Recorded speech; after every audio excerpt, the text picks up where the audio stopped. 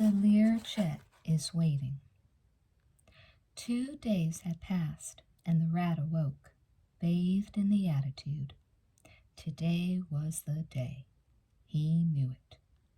The first 3 periods of the day flew by. By now he was getting to know Stacy Hamilton's whole schedule. The last bell rang, and the rat strode out the door of Spanish class, down the halls to the ASB office. And there she was, except she was talking with 5 other guys. They were all standing around, leaning over the counter, smiling at her. The rat took it in stride. He was all form. He took a swig from the nearby drinking fountain, very casual. They were still talking to her. She was smiling back. Then it hit the rat. What if a lot of guys asked her out? What if muscle-bound jocks hit on her all day long? Worse yet, what if she went out with Rick Byrne? Maybe the rat wasn't even good-looking enough to try. He felt the cold fear of rejection spread through him. It sank the attitude like a harpooned beach toy. The rat turned and walked to his next class. Later that week, the rat and Damone went to the first school dance of the year. "Have you seen Stacy here yet?" "I don't think she's coming," said the rat. He kicked at the sawdust that was covering the gymnasium floor. "She's probably not the type who goes to dances." The rat had combed his hair into submission. Damone was carefully arranged so that he appeared ultra-casual, tennis shoes and sweater. He leaned against the side of the bleachers, listening to the cheesy high school band performing their version of Take It to the Limit. A beautiful young Ridgemont girl walked by them. The rat acted like he had been punched in the stomach. "Did you see that girl? Jesus." "You are such a wussy with girls," said Damone. "Come on, they're just girls." "Yeah, you ought to hear my sister and her girlfriends talk sometime. You never call one a girl again. They talk like truck drivers." Damone rolled his eyes and ignored the remark. "That girl was so cute. Look at her over there." "Where?" said Damone.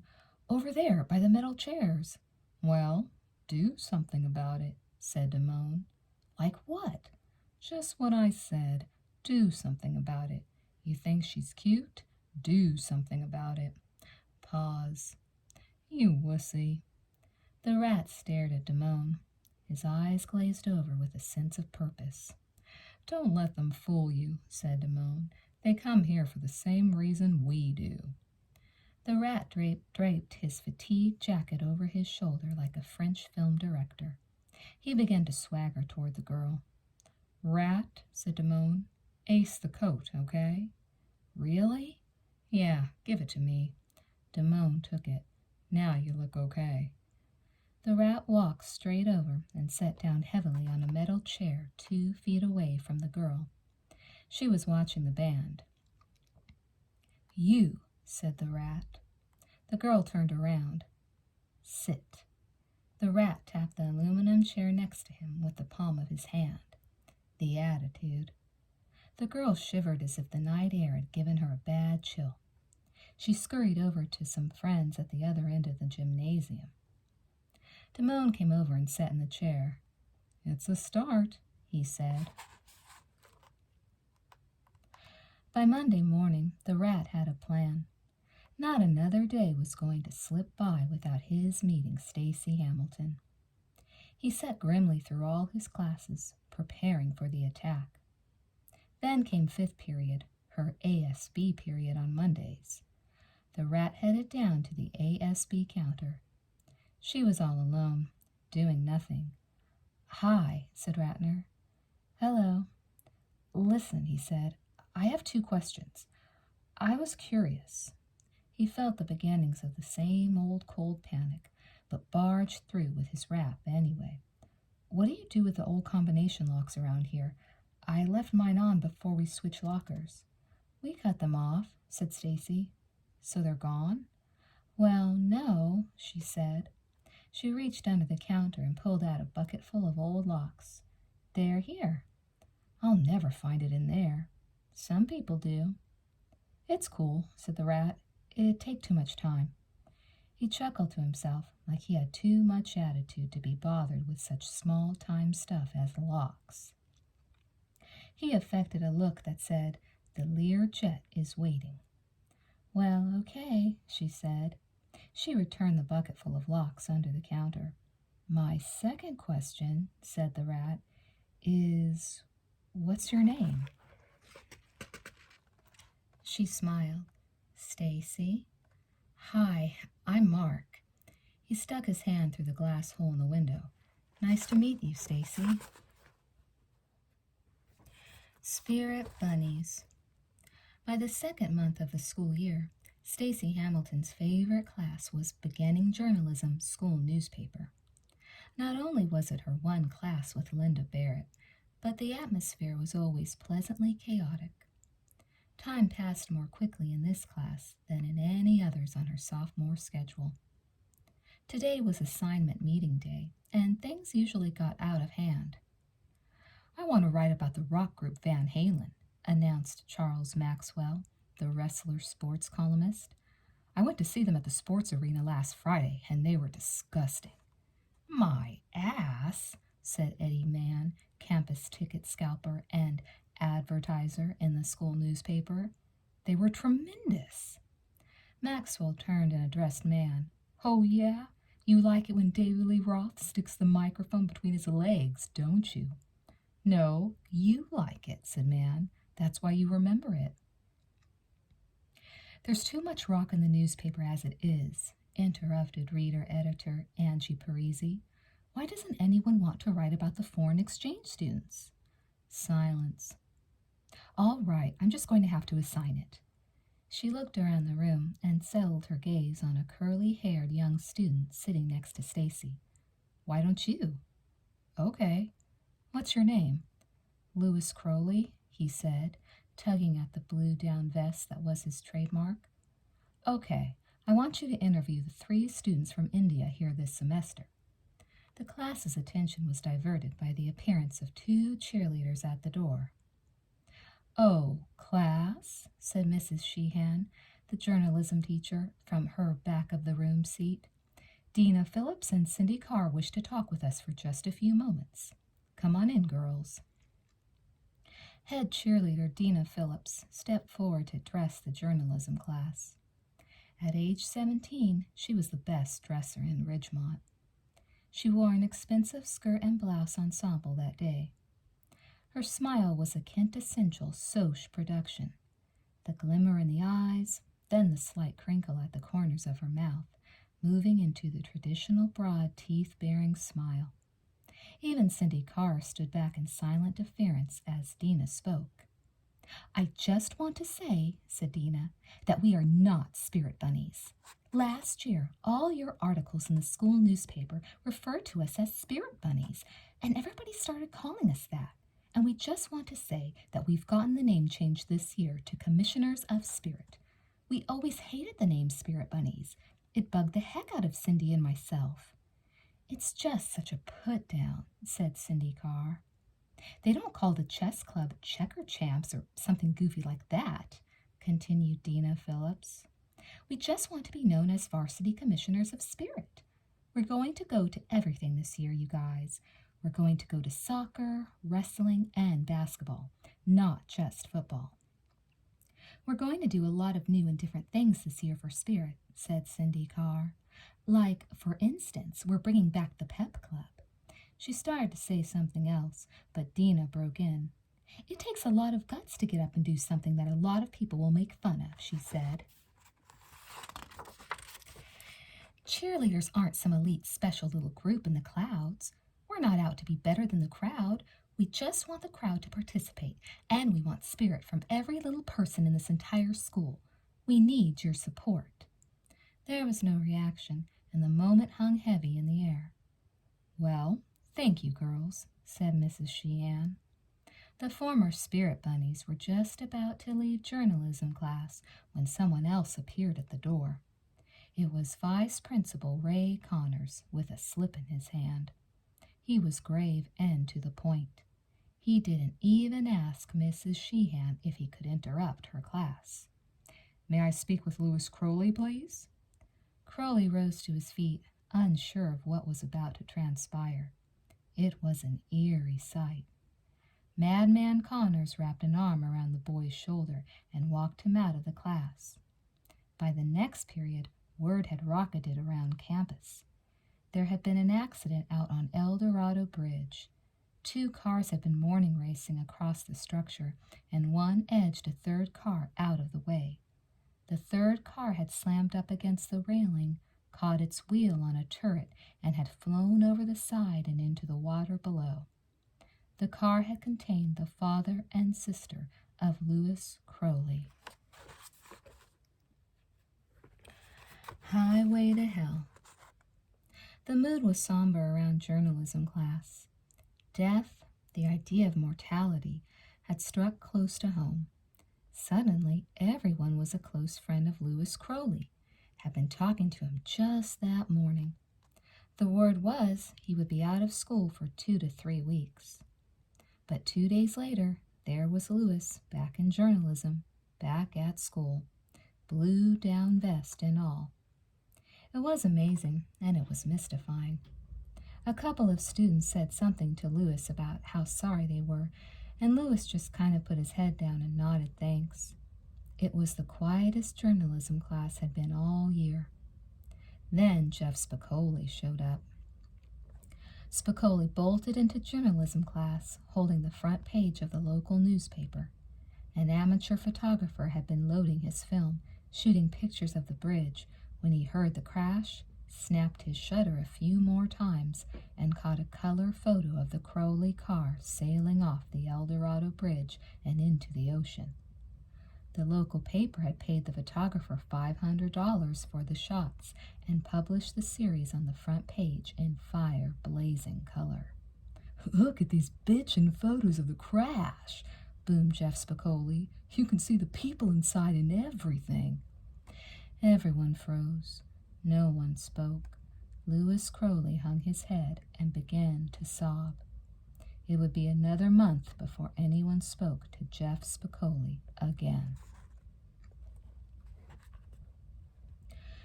To Spicoli, that rejection was just typical of high school kids. They were so serious, so hung up on their social status. The whole routine reminded Jeff Spicoli of a long climbing rope. All these socias had been shimmying up that rope since grade school, and by the time they got to high school, they were holding on for dear life. They wanted to be popular at all costs, and maybe they would get voted most likely to never have to shit in the annual. They were just dying to get to the top of that rope. Most of Spicoli's friends were still the junior high schoolers from Paul Revere. They knew how to have a good time. Spicoli didn't consider himself a troublemaker.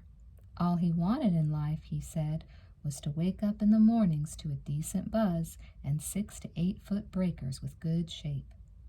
He didn't care that most of the students around him were part of a fast food world, talking about their hours and their assistant managers whenever they got half a chance.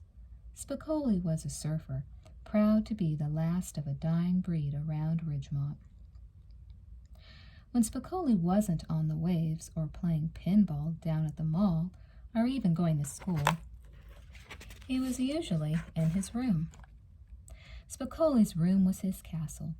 He could spend hours in there.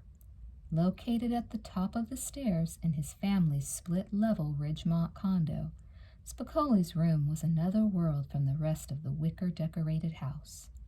The walls were covered with posters, almost all of them naked center spreads from Playboy and Penthouse.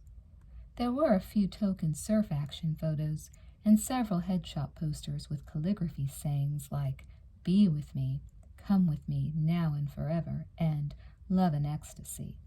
But the room was mostly just a collage of fully nude women who confronted any visitor with 1,000 melanous breasts. It was obvious that Jeff Spicoli's parents did not enter this room.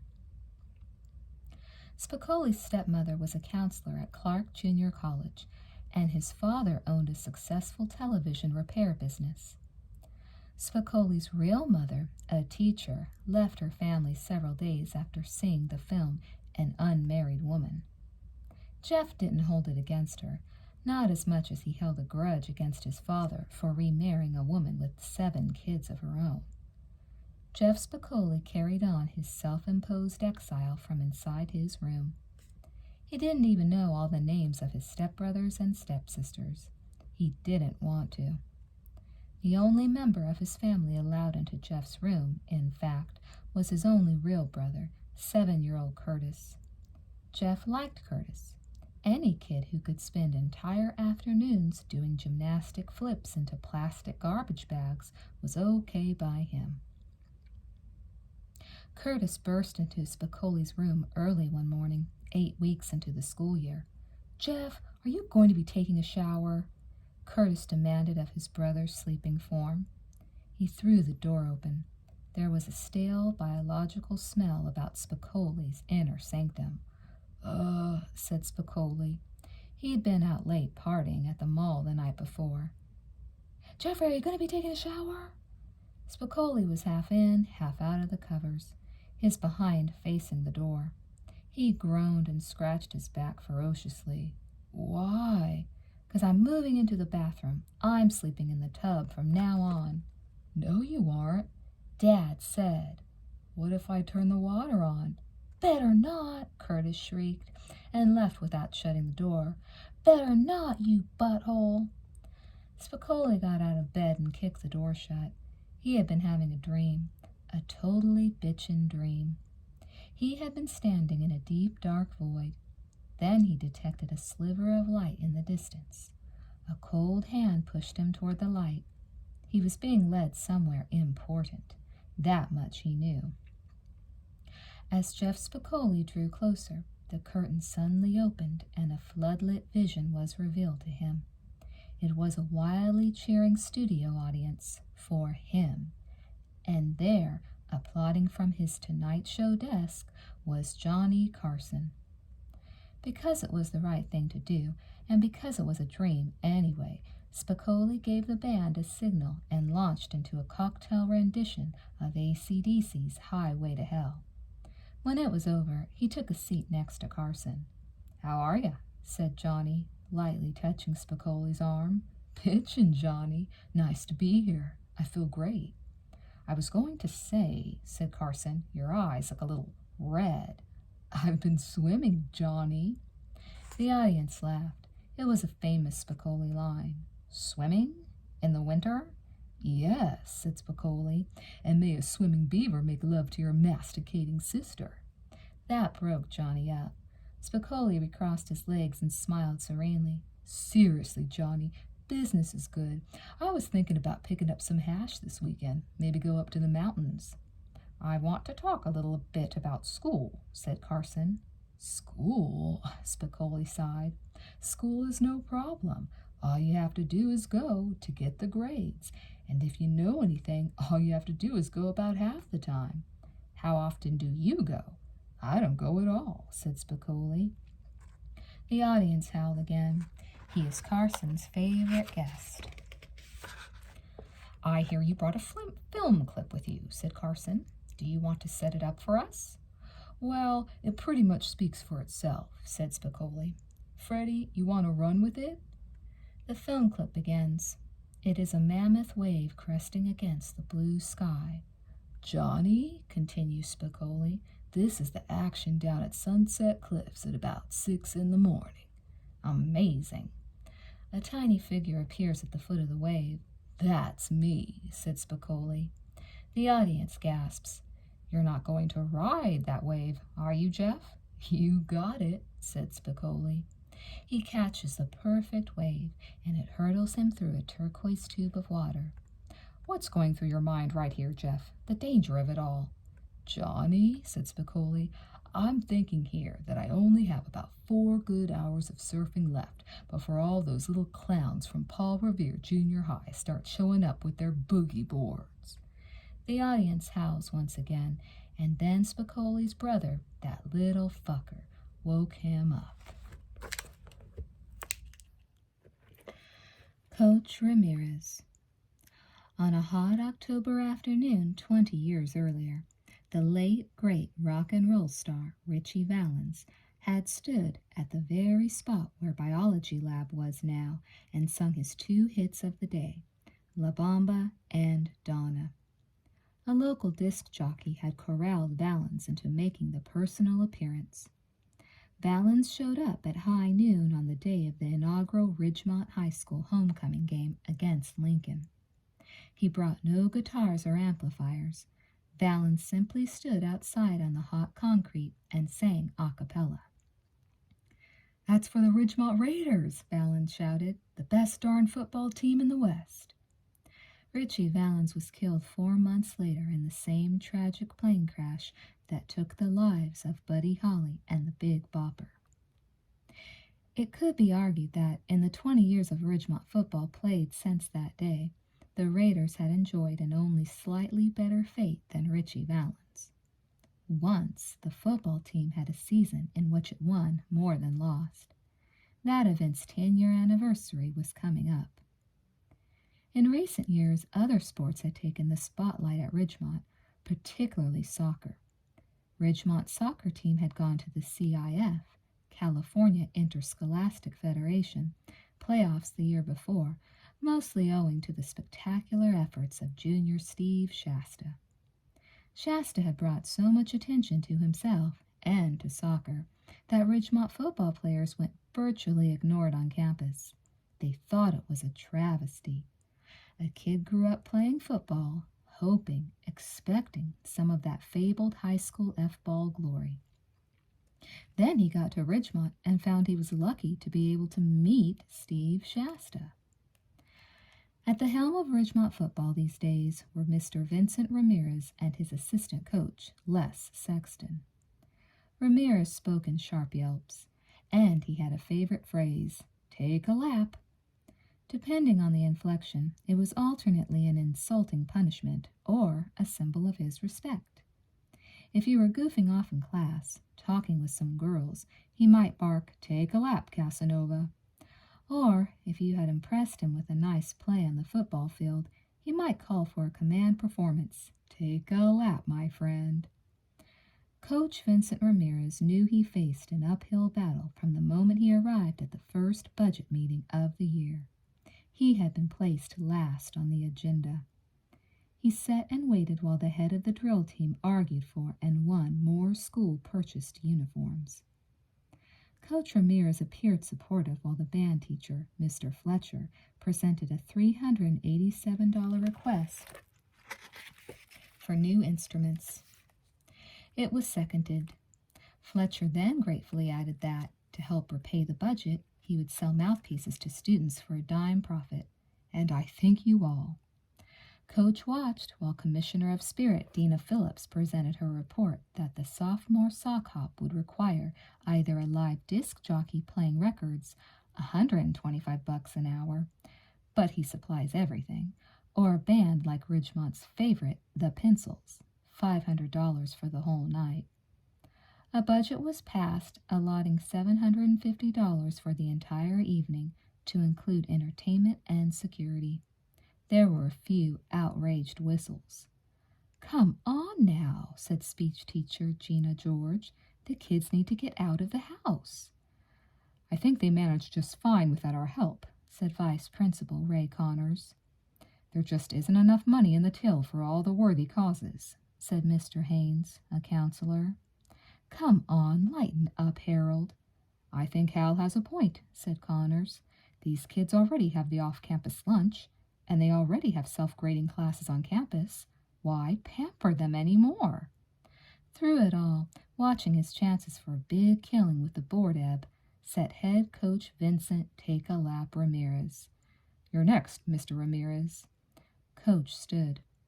Whenever he was off the field, people were always telling him to talk slower. Most of the time, he did not pay attention to these people. It was enough, Ramirez thought privately, that he had learned English at all. English was a damn tough language. When Ramirez went home, he still spoke rapid-fire Spanish. "I'll tell you why we need money for the athletic department," Ramirez said slowly. because I'm out there every day watching our teams. I know the difference between the Raiders and a championship ball team." He paused, just as he had in practicing the night before. "The difference is $1,895. More outraged whistles. Ramirez whipped out a piece of paper. "We need new jerseys, nice red and yellow jerseys. They run $1,100 total. We also need helmets for these boys. I don't want any brain-damaged ball players, not when I know we can replace the cracked plastic ones we have now for $300. Coach Ramirez held his coat together and gestured with the other hand. "I think you all know it's dog-eat-dog in the CIF. And if we want to do anything at all, we need to keep up. We need what everybody else already has." He looked into the eyes of the board members. "We need movie cameras," he said. "We need to take and review films like all the other teams in the CIF. Then we will be a complete winning football department. Don't we owe these kids that much?" Ramirez let his hands drop to his sides. For a moment, it appeared that he had gotten through to his audience. "Mr. Ramirez," said Vice Principal Connors, "before we vote on this matter, I'd like to say something before this panel." Ramirez nodded. "I don't think I'm saying anything that isn't already on everyone's mind," he said. Connors passed a hand through his buzz cut. "We're already over our pay rate per season. Many of us are concerned about our own projects. We ask ourselves, why more money for football? We just brought in assistant coach Sexton last year. Why the continued expense?" "Mr. Connors," said Ramirez, placing his fingertips on the table before him, "you are forgetting our special weapon." "And what is that, Mr. Ramirez?" "I'll say only 2 words to you." It was a dramatic pause. "Charles Jefferson." Ray Connors turned to the 2 teachers on either side of him. "That," he said, "I would like to see." Charles Jefferson was a name spoken around Ridgemont with equal parts awe and fear. Jefferson was one of the few black kids who attended Ridgemont.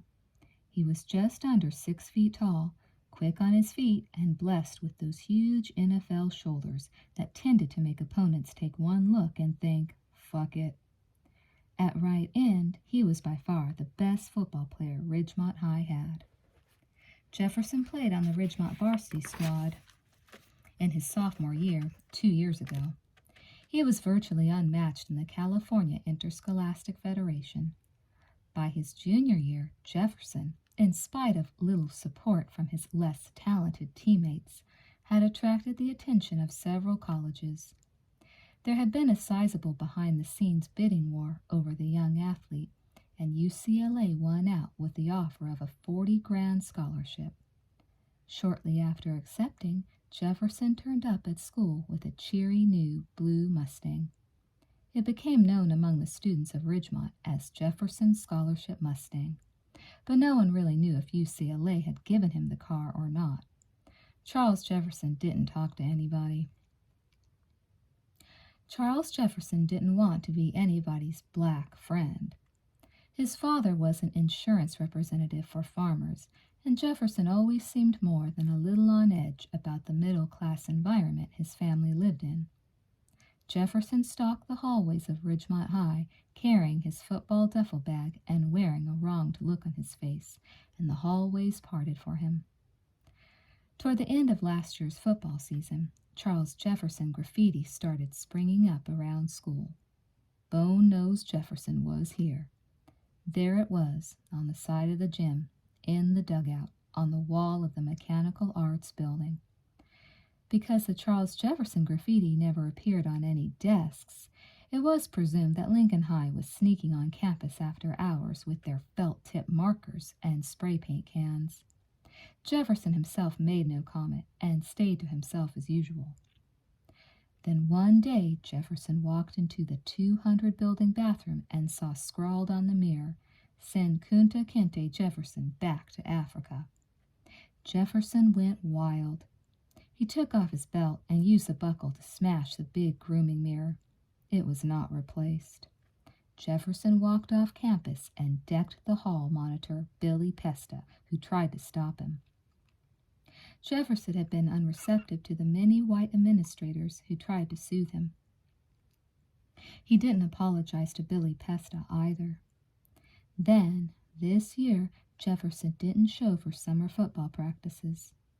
Reached at home, he said he didn't feel inspired this season. He didn't feel comfortable in the school. Conferences with Coach Ramirez and Ray Connors hadn't much changed Jefferson's position. He attended 2 practices and missed the first game of the season entirely.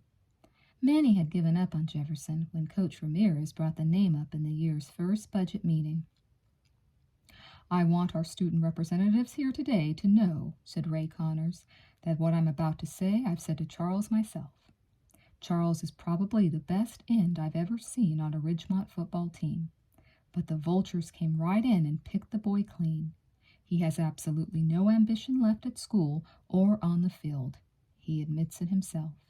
He told me he wasn't even sure he was going to UCLA. "Oh, these kids do a lot of talking, Ray," said Mrs. George. Connors continued, "Mr. Ramirez, members of the board, I do not question the jersey or the helmets. What I want to know before we vote is this. How is a movie camera going to get Charles Jefferson, or, for that matter, anyone to perform better on the field? Whatever happened to good old-fashioned coaching?"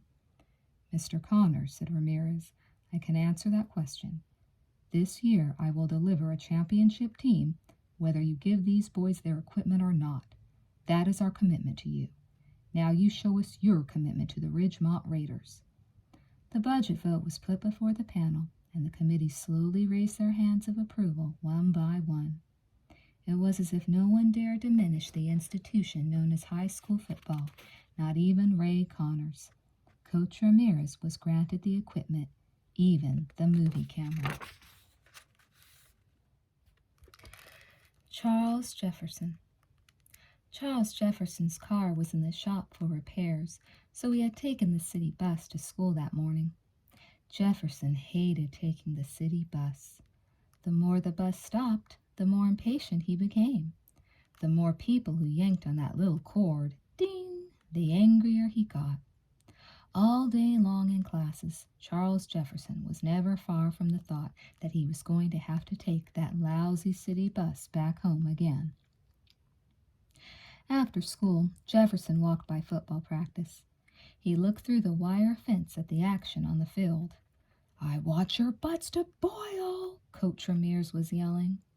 He had split the varsity team into 2 squads, each practicing pass and receive patterns on the still yellowed field. Ramirez bolted in and out of the plays with his megaphone, complete with its own portable amplification system that hung from a shoulder harness in one hand and a movie camera clutched in the other. Charles Jefferson did not care for the megaphone, the little amplifier, the movie camera, or for Coach Ramirez. Ramirez had come to Jefferson during running techniques and laid a whole line on him. This was the 20th anniversary of the school. You're such a great player. Bullshit, bullshit, bullshit. Jefferson knew Ramirez was just looking to save his own ass. Forget Ramirez, he thought. The man had been nice to him only after the first talent scout arrived last year. He stopped being nice when Jefferson stopped playing high school football. Now he was being nice again. Get in front of him. Work with me, work with me, work with me. Stick to him like glue. Ramirez relished his job, anybody could see. When he spotted 2 small kids playing too close to the action on the sidelines, Ramirez simply stared at them with utter contempt and held the megaphone to his lips. He clicked it on to speak. The kids scattered. "Norton, take a lap." Jefferson couldn't take any more. Without anyone ever noticing him watching through the wire fence, he turned and went to wait for the L bus heading downtown. Once on board, Charles lasted 7 stops. He pulled the jacket over his arm and got up to speak to the bus driver. "Driver," said Charles Jefferson, "take me home." "Where do you live?" "Belmont." "We're getting closer. It's another 12 stops or so, son." Charles Jefferson jabbed 2 jacket-draped fingers into the back of the bus driver's neck. "I want to go home. Now, to my door." Charles Jefferson was driven to his door by the city bus, while a busload of amazed passengers looked on. As he was getting off the bus in front of his house, Jefferson turned to the driver. "Now, that wasn't very far out of your way, was it?" Charles had barely set his books down, of course, when he was visited by two members of the Ridgemont Police Department. Jefferson denied the entire incident, but charges were still filed by the city bus company. He was barred from every RTD service, but that was just fine with Jefferson anyway.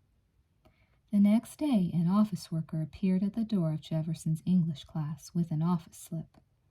When an office worker appeared at the door, it could mean anything. It could mean a telephone call. It could mean an emergency, a referral, a rich uncle who died and left you a ton of money. It could mean anything, or it could mean you. Of all office slips, the worst was a green slip. It meant that a student was headed directly to the front office, room 409, to see Vice Principal Ray Connors. This was serious shit. A yellow slip meant Principal Gray wanted to see you. Big deal. He was retiring at the end of the year. And a blue slip was a phone message. It didn't even get you out of class.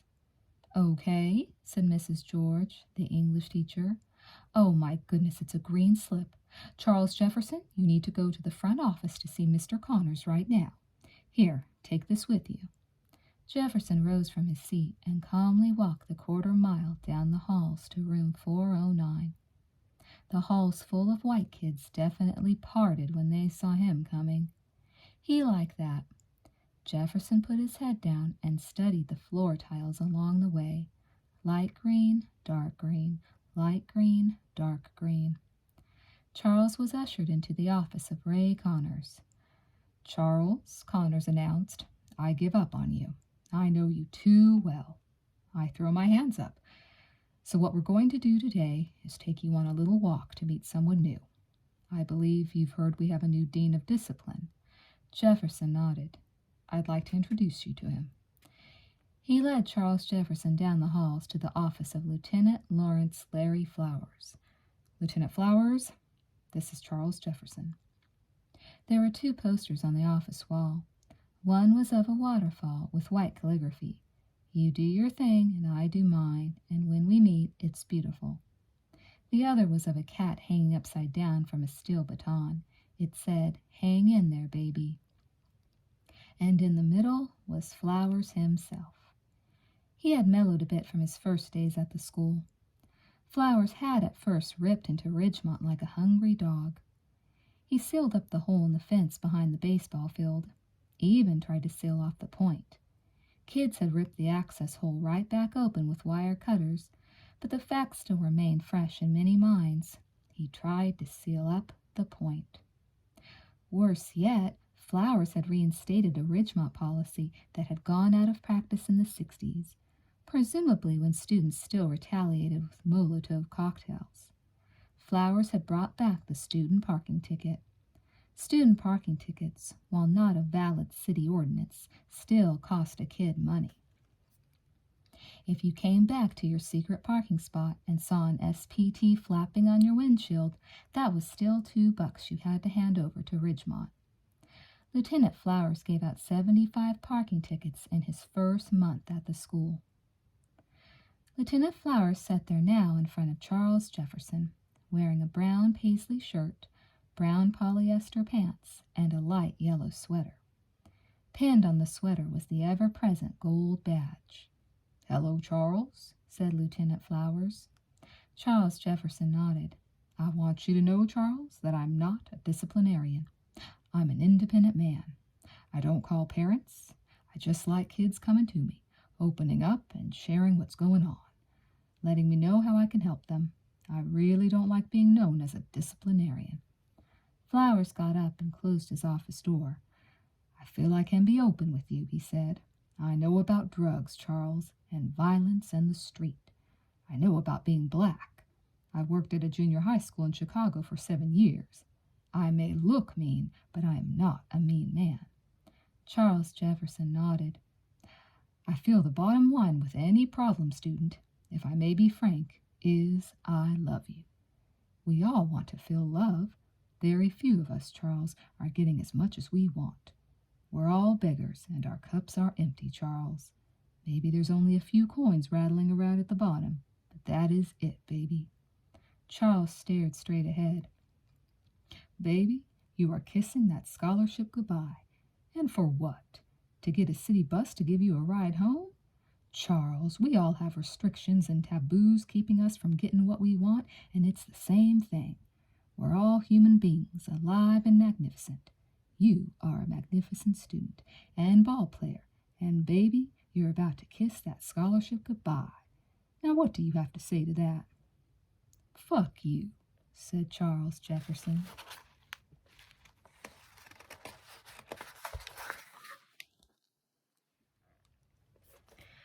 High noon at Carl's.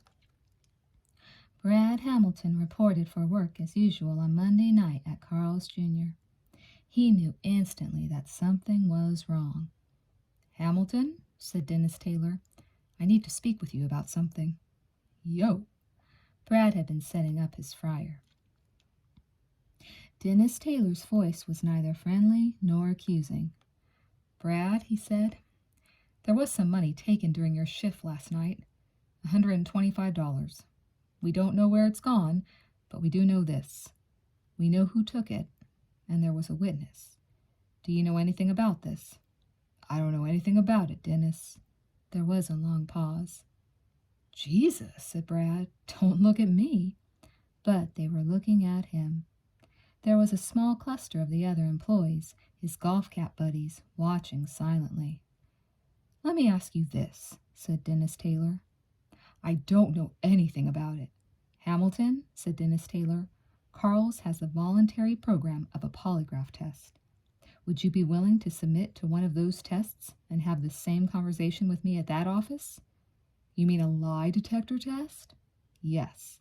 "You bet," said Hamilton. "We all would take a test." "Okay," said Taylor. "We'll make an appointment for you tomorrow at the Harris Detective Agency, the agency that Carl's uses in these cases.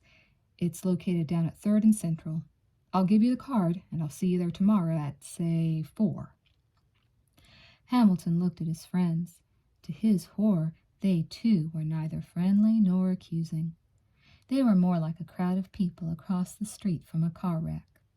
They said nothing. Not David Lemon, not Gary Myers, not Richard Masuda, not even Lisa. Brad felt it first as nausea.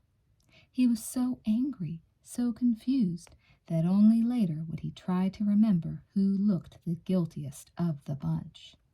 Who could have been a witness to his robbing Carl's? Carl's? His own turf? "Aren't you guys going to say anything?"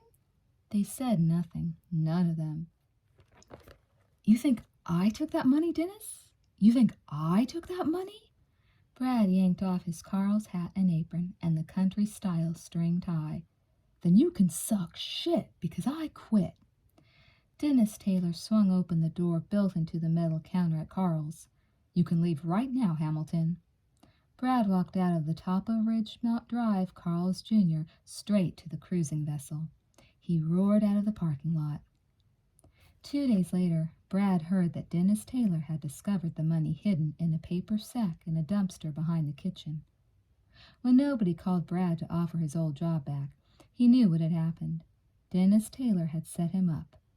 The IC had probably written a letter to the franchise demanding Brad be fired. When the franchise called Dennis Taylor, well, that was where Taylor's loyalty would end. He had promised to fire Brad, but was too spineless to do it outright, so he had set up a frame. It was all beside the point as far as Brad was concerned. He wouldn't take their job back if they begged him, pleaded with him. He didn't care about Carl's. He didn't care about getting even with Dennis Taylor. He didn't care about his friends who kept their mouths shut when crunch came. He didn't even want to eat lunch with them anymore. Screw them. He'd find another job.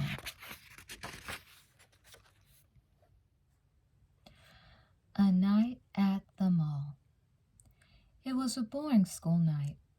Jeff Spicoli decided to head up to Town Center Mall and check out the action. He passed through the living room unnoticed by his father, who was engrossed in television. He even made it past the kitchen, where his stepmother didn't nab him for any chores. Spicoli made it out to the street with no interference. He reached Rock City, the mall's pinball arcade, just after 8:30. He recognized only one face, an eighth grader, a little black kid he knew named L.C. L.C. was playing Space Invaders. "What's going on?" asked Jeff. L.C. stole a look and returned to the game. "What's going on?" After Space Invaders, they went out to the alley behind Rock City and smoked a couple bongfuls of Colombian. "Well," said L.C., "I've got a car tonight. Let's go cruise, see if there's any ladies happening." "You can't drive." "Then you drive." "Whose car is it?" "My brother's." L.C.'s real name was Richard. They called him L.C., short for Little Charles, because his brother was Charles Jefferson. "Where is your brother?" "At a running clinic in Yuma, Arizona. He ain't coming back until tomorrow morning." The desire flickered in Spicoli's eyes. "Let's go check the car out." They went out to the parking lot to inspect the car, a nice Mustang with a tape deck. "Look at the tires," said L.C. "Smooth." "I think the word is bald." "Well," said L.C., "you want to cruise or not?" Spicoli's California driver's license had been revoked 2 months after his 15th birthday. Spicoli had decided one night to shake loose a cop who'd thrown a light on him. The chase had ended in a cul-de-sac, where Spicoli had tried to get away by driving up onto the pavement around what were by then 3 police cars. He had ruined a row of lawns and 2 station wagons. "Let's cruise," said Spicoli. They pulled out of the TCM lot to Mesa de Oro Liquor, where L.C. hopped out and returned a few minutes later with an 8-pack of Budweiser. L.C. handed Spicoli one. "Guy in there told me about a party out in Larson. 2 kegs. I got the directions and everything." "We're out of here," said Spicoli. They took Interstate 5 up the coast. "See the new Playboy?" asked L.C. "Nah, any good?" "Suzanne Summers' tits." "All right." "I like sex," said L.C. He said it like he had just figured it all out the day before. They were headed for the Larson kegger, down a lengthy stretch of road, listening to the tape deck, when a pair of headlights appeared half a mile behind them. "Hold your beer down. I think it's a cop." Spicoli slowed down. The car behind slowed down. They continued like this for another 2 miles. Then the car behind them pulled closer, within busting distance. "This is definitely a cop," said Spicoli. Then the high beams of the car behind them switched on. "What the fuck is this guy doing?" The car behind them advanced to the point where it was almost touching the back of Charles Jefferson's scholarship Mustang. "What the fuck is this guy doing?" The car behind bumped the back of the car. "He's going to scratch my brother's car." The phantom car pulled back a moment, then passed Spicoli and L.C. on the left. It was a carload of laughing jocks in a Granada. "A bunch of jocks! They're just fucking with us." The drivers of the 2 cars eyed each other, both with heads tilted to the right, the classic competition pose. With an imperceptible nod of the head, Spicoli accepted the challenge. Both cars roared down Plymouth Road toward the party. "Die, Granada jocks!" "L.C.," Spicoli yelled in the heat of the race, "you want to roll up your window?" "Why? It messes your hair up," said Spicoli, "to have one window down." "I like the air. Why don't you roll yours down? Then you'll get a crosswind." Spicoli shrugged and rolled down his window. The Mustang tipped 80 and passed the Granada, even past the exit for the party. "Eat my dust," Spicoli was grinning. He turned to L.C. "You know the thing I love about Mustangs? The steering wheel." He fingered the bubbles in the wheel. "You can negotiate a hairpin turn with ease, my man." On the word ease, Spicoli had intended to show his further driving prowess behind the wheel of Charles Jefferson's car.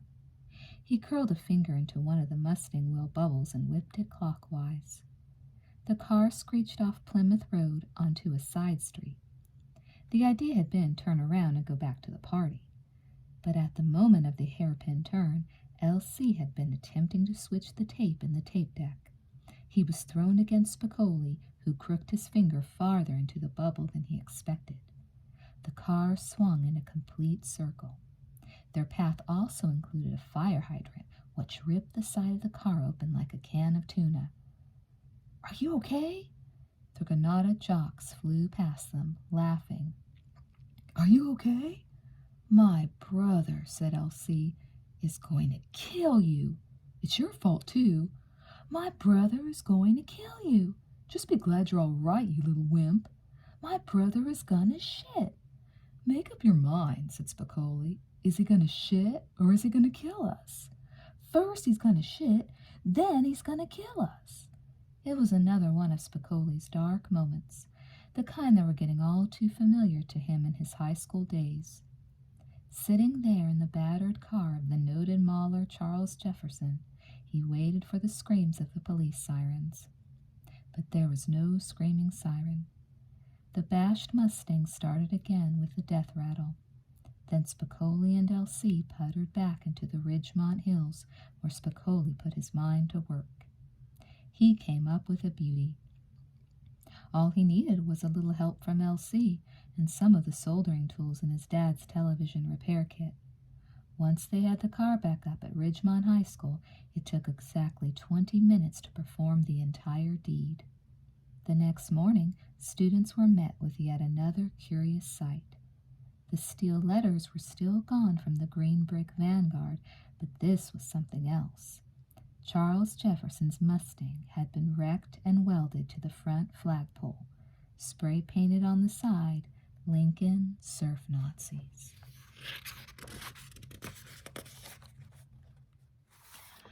Homecoming. The next morning, Charles Jefferson was insane. Beyond insane. By afternoon, he was still wandering around lunch court speaking in half sentences. "Someone will die. I had to fill out forms. I will find out who. Someone will die." It was homecoming week. Ridgemont tradition held that the school spent this week getting psyched for the game against their rival, Lincoln High. In past years, the students had viewed homecoming week as just another high school custom established by adults. This year was different. No one had counted on the kind of incentive that came when Charles Jefferson saw his smashed Mustang. By late afternoon, he had joined the Ridgemont football squad. For Ridgemont, this was more activity during football season than they'd seen in 20 years. It took exactly 2 days for Kenneth Quan, the ASB president, who had campaigned on the slogan, "Bring back crazy Ridgemont spirit," to figure out a way to take advantage of it. Quan proposed a closed student council meeting in which he would discuss the details of his special plan for homecoming week, a little thing called Tolo. Leave it to Quan. Tolo began as a tease campaign in the school newspaper. "Tolo is coming." Then signs went up around school. "Watch out for Tolo. Tolo is almost here." Rumors flew as to what Tolo actually was. Tolo was a big local band that would play at lunch. Or maybe Tolo was a secret bomb to unleash on the Lincoln Surf Nazis. Bootleg Tolo signs went up. "Tolo has been kidnapped. Tolo changed his mind." Then, finally, a mandatory assembly was called. There were some brief preliminary announcements about the mural being painted on the auditorium walls, from Chaplin to Travolta. Then Quan took the podium for the big announcement. Kenneth Quan was frenzied. Kenneth Quan was always frenzied.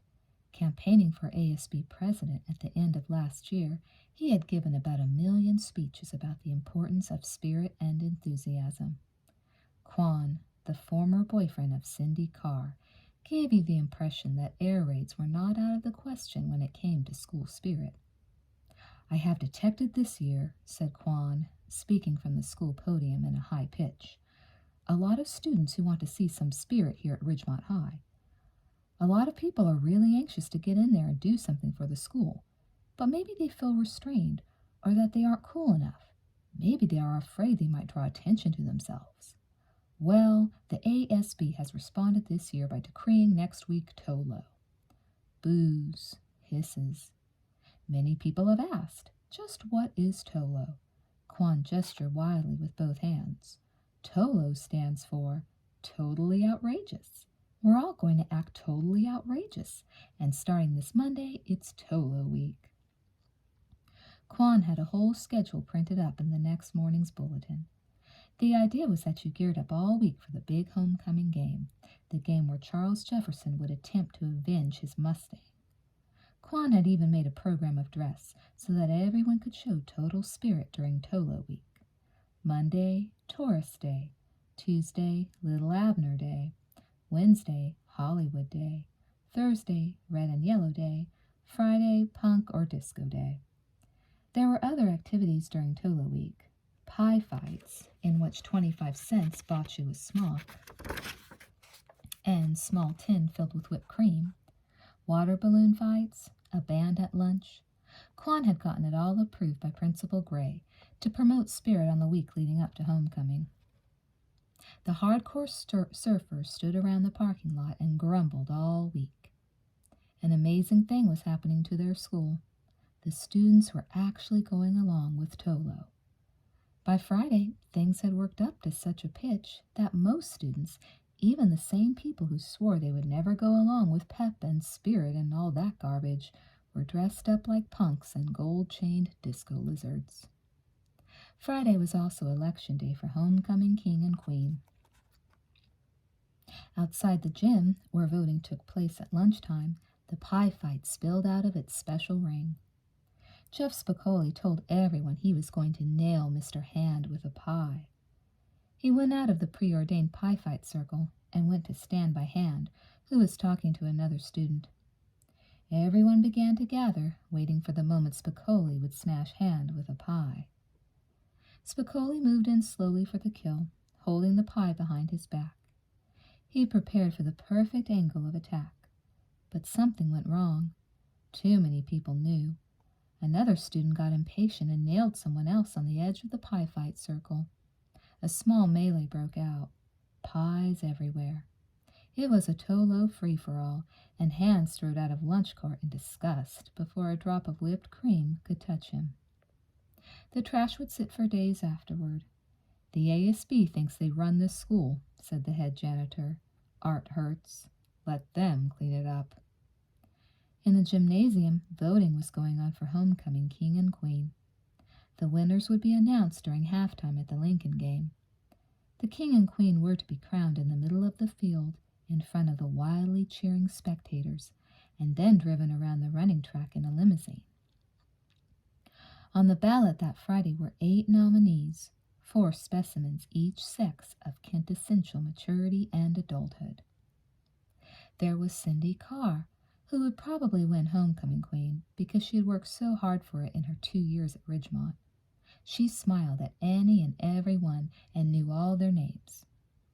Then there was Betsy Rollins, who had come back from vacation this year with a nose job and a new hairdo. Everything about her was now voluptuous and perfect, a late but strong challenger. Kip Davis was not to be discounted. She was the ultimate sun-kissed blonde, straight out of a Beach Boys song. That in itself carried a block vote, but Kip had also personally gone with half the senior class. Kip was the spoiler candidate of this race. But who could forget Sue Bailey, the black girl who dated only white boys? She had made a lot of friends this year, attracted a lot of attention, and had come on strong in the final moments. The field for homecoming king was even wider. Best bet was ASB President Kenneth Quan. He was so full of spirit you almost couldn't give it to anybody else. Every day, every lunch period, he was out there pressing the flesh, listening to students and appearing presidential. If Sociedom was a small body of water, Chris Brody was the Pacific Ocean. He was a curly-headed kid, always drying his squeaky clean lemon-tinted hair. He would walk down a hallway, chest puffed out, waiting for any girl he could bear hug until she screamed. Then he would ask her to loan him $1. Vincent Matthias. Who knew how he had ended up on the list? He was a low-level football player, pompous as hell by reputation. He was always talking about how secret the Raiders' plays were, then explaining exactly what they were and how they worked for him. He was always talking about getting out of school, but was the type who would never graduate. Greg Adams had a shot. As Ridgemont's biggest drama star and, of course, current boyfriend of Cindy Carr, he was a high-profile character. He emceed all the school events. He was at every football game. The guy really believed in living high school to the max. After considering all the options, Jeff Spicoli voted for himself. By homecoming game time, the only seats left in the Ridgemont bleachers were at the far left end. Linda Barrett and Stacy Hamilton climbed up and took the last 2 seats next to Mr. Vargas, Vice Principal Connors, and Mr. Hand. "Grade my test yet, Mr. Hand?" Stacy asked. "Yes," said Hand, without taking his eyes from the field. He was dressed, she thought, rather disappointingly in a bright red Pendleton jacket. The homecoming game. Jumping and leaping in front of the stands were the Ridgemont cheerleaders. Up front watching the spectacle were the sophomores and 9th graders from Paul Revere. Their mouths hung open as they watched the high school cheerleaders. Behind them, gathered in the same general area like good cheerleader husbands, were the boyfriends of the Spirit Bunnies. Most had already graduated. It was a classic syndrome. They had risen to the top of their heap, they had shimmied to the top of the rope, and they weren't about to let go now.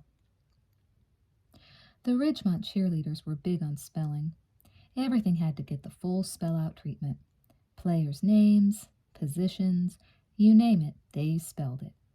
And while all this was going on, you had Richie Raider, a male cheerleader in a warrior headdress, jumping around. Every year the cheerleaders voted in a new Richie Raider. This year it was a senior friend of ASB President Kenneth Quan's. His name was David Santos. Santos was said to have 6 toes. Across the field, Lincoln was warming up for the game. Lincoln liked to intimidate, and one of their finer points of psychological warfare was their school band. The Lincoln High Band had their own special stands, uniforms, and pulsating repertoire of sporty music ripped right from the heart of wide, wide world of sports. On any given moment, when their opponent's ragtag combo might be playing the traditional charge, Lincoln, for example, would be blasting out a bombastic version of Get Down Tonight. The Ridgemont High Raiders had won their last 2 games. All the games, in fact, since Charles Jefferson discovered his car welded to the flagpole. He had heard that Stephen Myco had done it. Myco was a Lincoln student, a slender kid with wild eyes and no hesitation for pulling a brutal prank. A couple of years back, Myco had personally hoisted and painted a Ridgemont Raider on one side of the gym to look like Frank Zappa. Later he was fired from Jack in the Box, a lowly fate, and told friends he was going to rip the place off. And he did just that. He ripped off the big plastic Jack. The sawed-off clown figure sat in his backyard for over a year. This year, Myco had taken the Ridgemont steel letters. It was a proven fact. People had been to Myco's house and had actually seen the letters. There, in steel, on his bedroom wall, the letters spelled CLITS. So everyone assumed it had to be Myco who had wrecked Charles Jefferson's car. The Ridgemont Death Squad, Rick Byrne, and a few others from the football team, had taken care of the immediate retaliation. They had drenched the Myco house in large farm-stale eggs, and they had phoned in 2 bomb threats on Mr. Myco's Chinese cuisine. But the best move came the night the Death Squad visited Myco's yellow Datsun pickup truck parked outside the house. Poor Stephen Myco, Should have known better than to leave his car door open. They had filled the cab with fertilizer and live mice.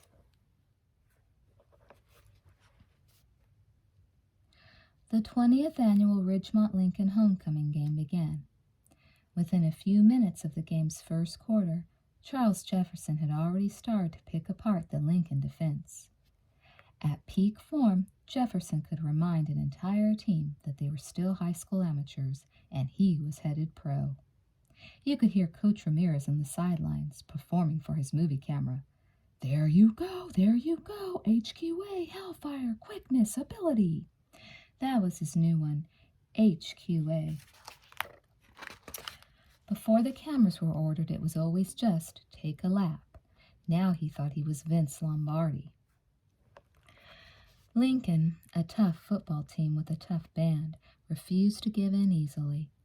At the sound of the halftime gun, Ridgemont held the edge, 13-12. All cheerleaders not nominated for the homecoming court scurried into the bleachers to sit with their boyfriends and watch the homecoming coronation. But first, ASB President Kenneth Kwan announced an ROTC demonstration. The two teams of ROTC trainees charged onto the field and demonstrated their strictly choreographed maneuvers. I don't believe they're dragging this out so long, said Stacy. It's like this every year, said Linda. At last the time arrived.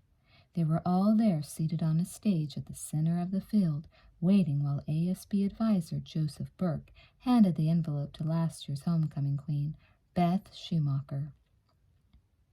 And the winners are Cindy Carr and Kenneth Kwan. His mouth dropped open. She screamed. I can't believe this is really happening. They took their places on the back of a long black limousine, and the car began its slow parade around the running track of the stadium. As soon as the procession moved in front of Lincoln's bleachers, the attack began. Eggs and paper cups filled with soda and ice came flying from every direction. Onto the field, toward the car, toward the Ridgemont bleachers. When a rock hit the windshield of the limo, the driver instinctively sped off. Kenneth Kwan and Cindy Carr, the newly crowned king and queen of Ridgemont's 20th annual homecoming, slid off the back of the limo and into the dirt where they were pelted with more eggs. Lieutenant Lawrence Larry Flowers was on the field in an instant. He had gotten information that the instigator of Lincoln's shenanigans was Stephen Myko, the troublemaker, who was also, as it turned out, school photographer for the Lincoln Annual that year. As soon as the mayhem broke out, Lieutenant Flowers spotted a photographer, wrestled him to the ground, handcuffed him, and hauled him to juvenile detention. We've got Myko, he reported into his walkie-talkie. The word spread. They had Myko. They did not, however, have Myko. They had just beaten and apprehended Arthur Chubb, the photographer for the Ridgemont Reader. It was a hard-fought second half. Still 13-12 midway in the fourth, Lincoln drove to Ridgemont's 10-yard line. But instead of going for the obvious field goal, Lincoln elected to try for the first down. They were stopped inches short, and Richie Rader started whooping it up on the sidelines. He began hugging the other cheerleaders. In the stands, the cheerleaders' boyfriends watched his every move. Did that guy just grab Dina's tit? The Ridgemont Raiders, in retaliation, began grinding out the yardage. Their chief opponent was now the clock. Finally, with less than 2 minutes on the clock, the Raiders brought the ball to the Lincoln 5-yard line. Steve Shasta, soccer star and Ridgemont's ace-place kicker, began preparing himself to kick the winning field goal. He began walking out onto the field, but Coach Ramirez called him back. He waved for Charles Jefferson to come in from the sidelines. Jefferson, he said, the new movie camera whirring, I'm going to give you a big shot. We win or lose on the next play. Jefferson nodded. I'll take it in. The next play was a pitch out to Jefferson, and Lincoln anticipated it. Jefferson grabbed the ball and ran into 2 defensive players waiting for him. From the stands it appeared he was a goner, stopped just feet short of the touchdown. But, however, Charles Jefferson summoned to do what he did, it probably had something to do with his battered Mustang. Jefferson plowed right through his tacklers, up and over them, into the end zone. The two Lincoln tacklers lay motionless on the field. In the stands, Jeff Spicoli turned to L.C. "I think we may have gotten away clean," he said. It was a much celebrated Ridgemont victory. Ridgemont residents could hear the hum of the car horns from 2 miles away.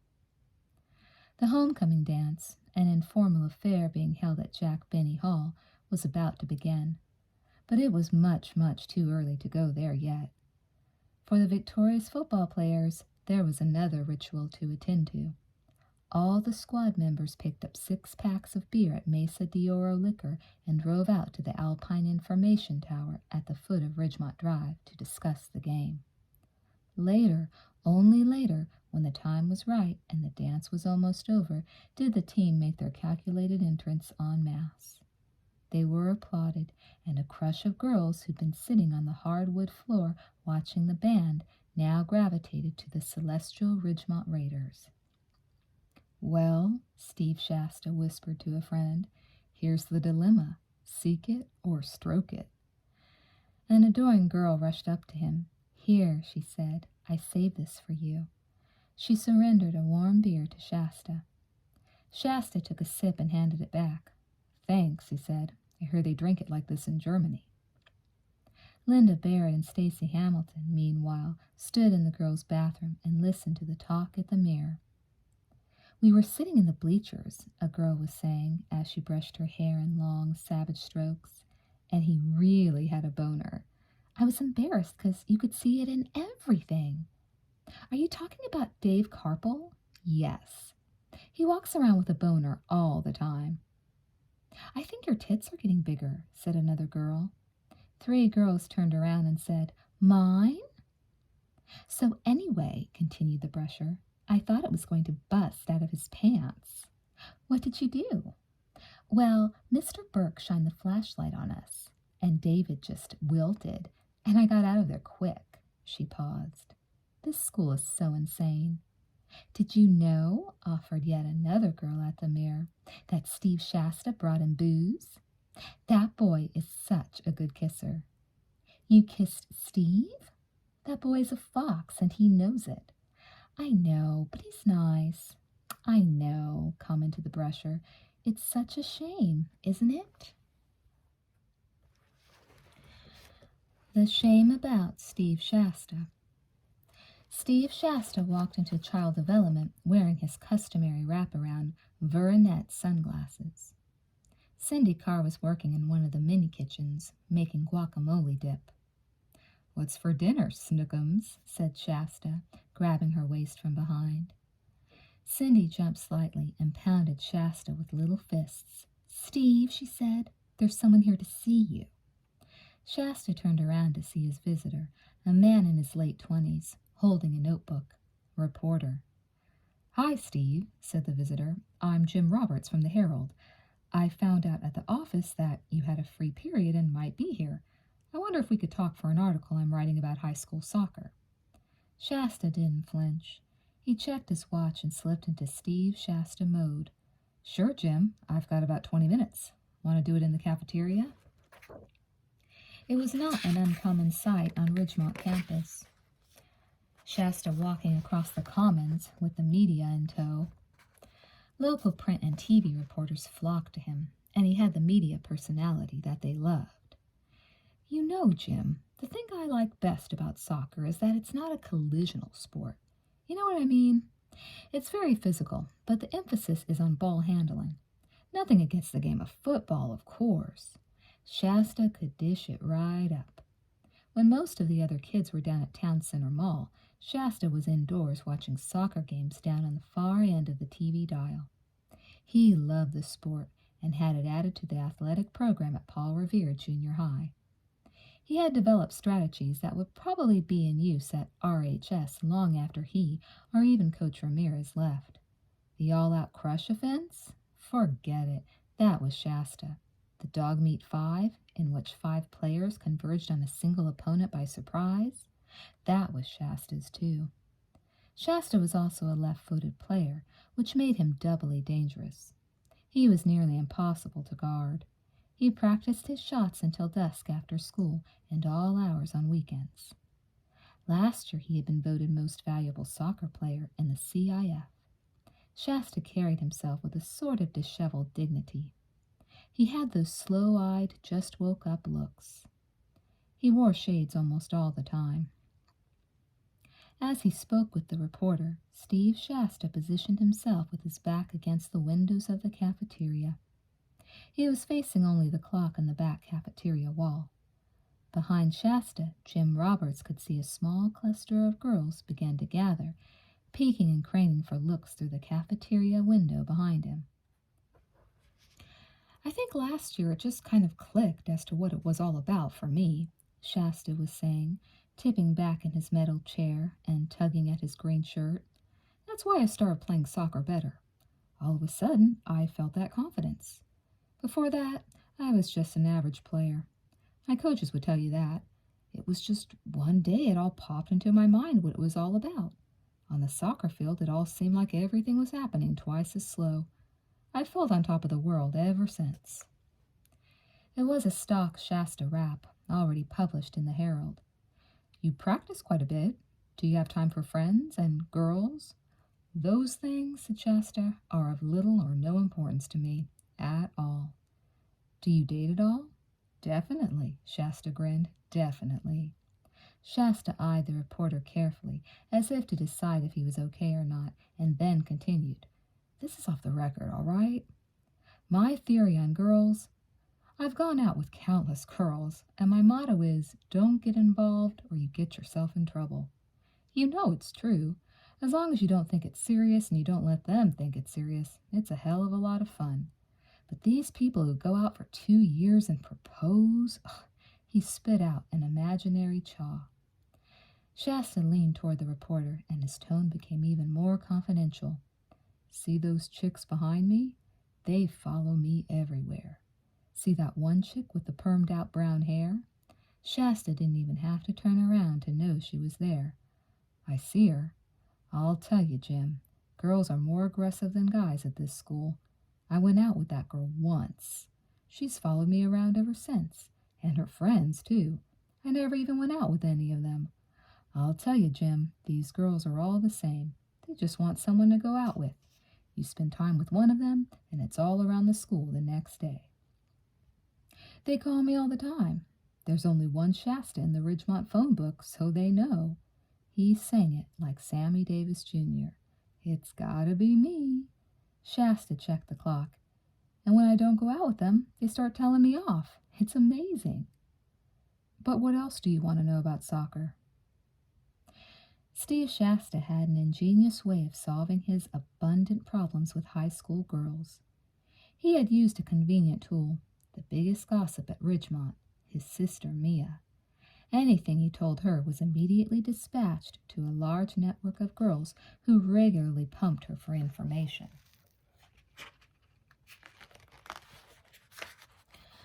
One night last year, Shasta had a talk with his sister. I feel something terrible happening, Shasta had said. What do you think it is, Steve? Well, said Shasta, it's not really one thing.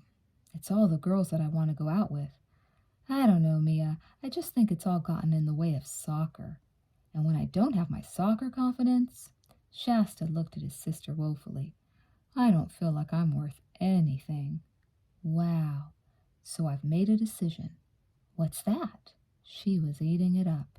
I'm becoming celibate. Are you kidding? Asked Mia.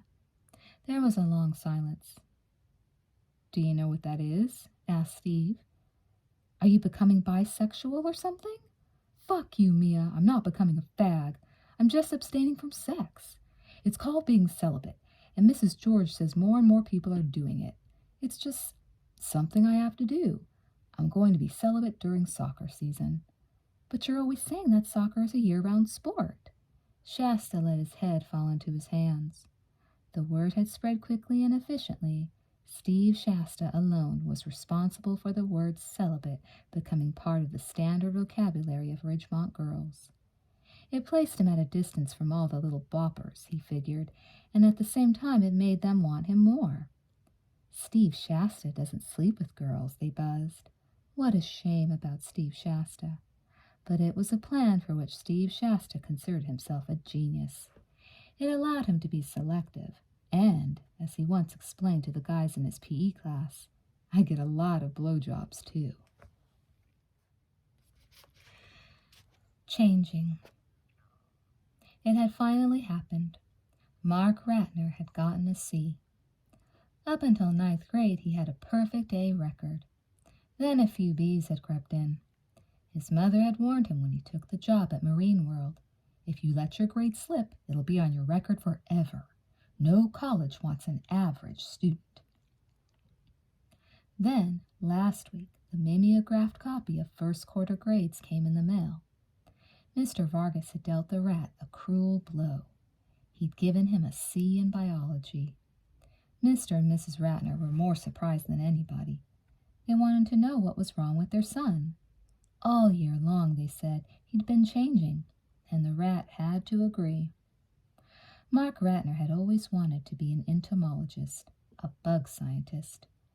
All throughout junior high at Paul Revere, he was the kid who brought insects to school in a jar. For years, little glass display cases full of stuffed and tacked specimens hung on the walls of the rat's room. A few nights earlier, the rat had come home, and it had all looked pretty ridiculous to him. He unhinged the display cases and stashed them in the garage. Now what do I want up there? The rat replaced them later that night with about 100 empty Elvis Costello album covers he'd fished out of the trash bins behind Tower Records. All year long you've been changing. The words rang in his ears. I don't know, Ratner reasoned later to his friend Mike Damone at one of their after-school sessions. The more they start talking about the romanticism of Beowulf and Milton, Jesus, I just go to sleep, you know. I can't wait to get out of there. That stuff is so boring. It just doesn't enter into anything. I don't see why they try to get up all this respect for the 14th century. Does the guy at the checkout stand at Safeway go, hey, before I give you this food, you'll have to tell me about the metaphorical content of 14th century literature in the Romantic Age? I think teachers get a bang out of it, said Damone. It's just like mandatory PE. I once asked Ramirez why we had mandatory PE. He said, what will we do with all the out-of-work coaches? I guess I'm just depressed, said the rat. Why are you depressed? Asked Damone, holding up his Tia Maria and cream. I thought you were in love. I'm totally depressed, said the rat. Today, he had almost considered having a tall one himself. Every time I go by the ASB office, she's talking to guys. Today I went there and she looked right through me. It's her loss. I don't know. I start out real confident, and then I see her and I feel chicken shit all over. It just kind of creeps up all over me, especially when she doesn't even say hello. He paused, listening to the Lou Reed album blasting over the Damone family stereo. I guess I shouldn't expect her to just go wild whenever she sees me. I would, said Mike Damone. So tell me, do you still like her? Are you kidding? She's the only girl worth going for this year. Then just start talking to her, said Damone. Just go up to her and ask her out. If she can't smell your qualifications, forget her. Who needs her?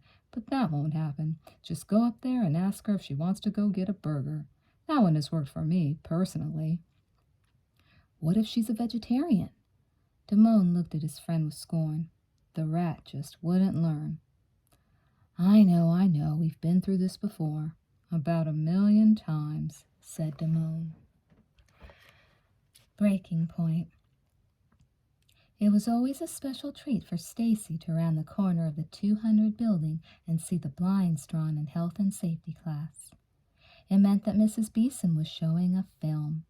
It meant a break from the regular clock-watching routine.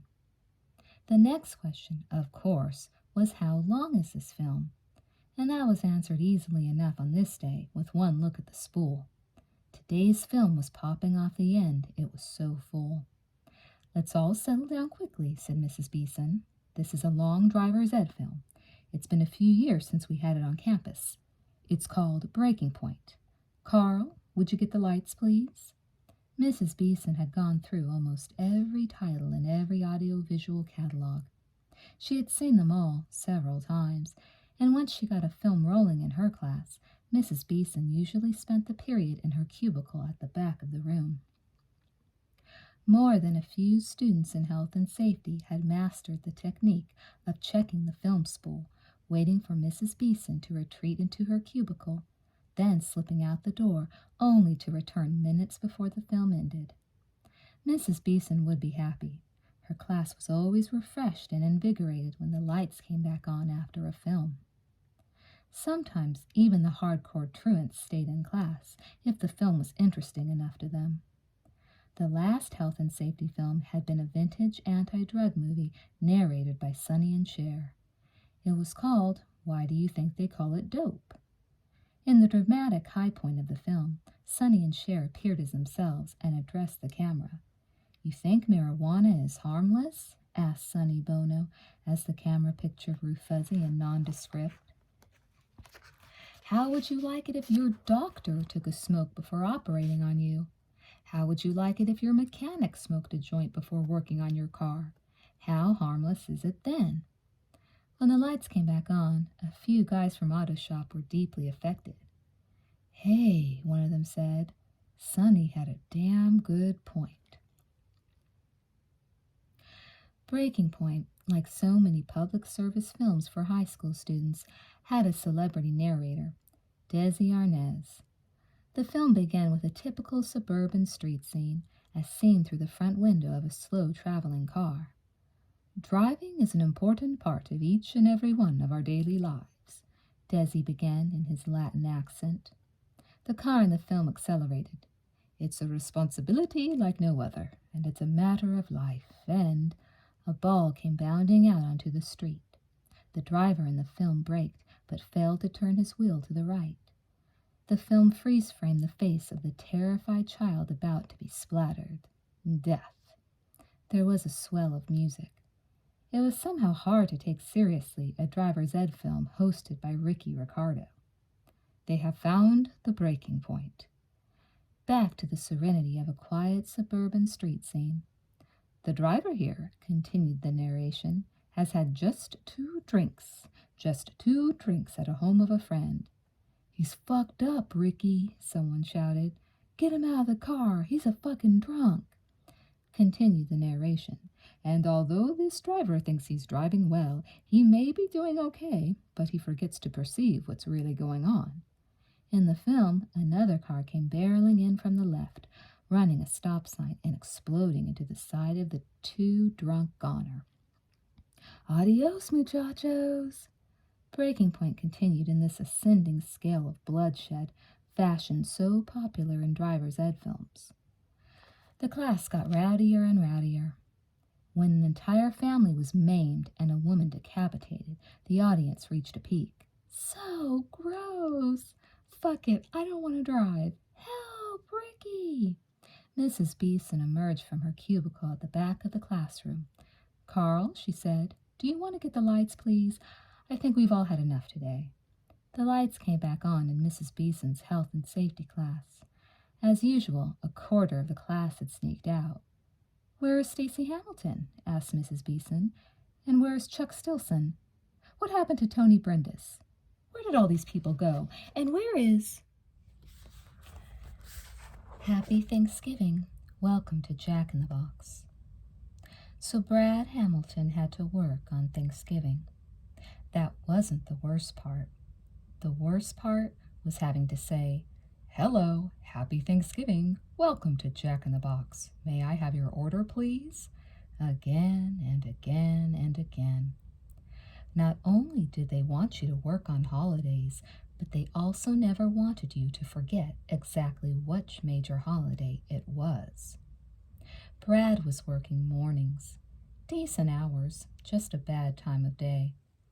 He had taken to getting up before daylight, which wasn't so bad. being alone on the highway in the cruising vessel and all, then going to school. School.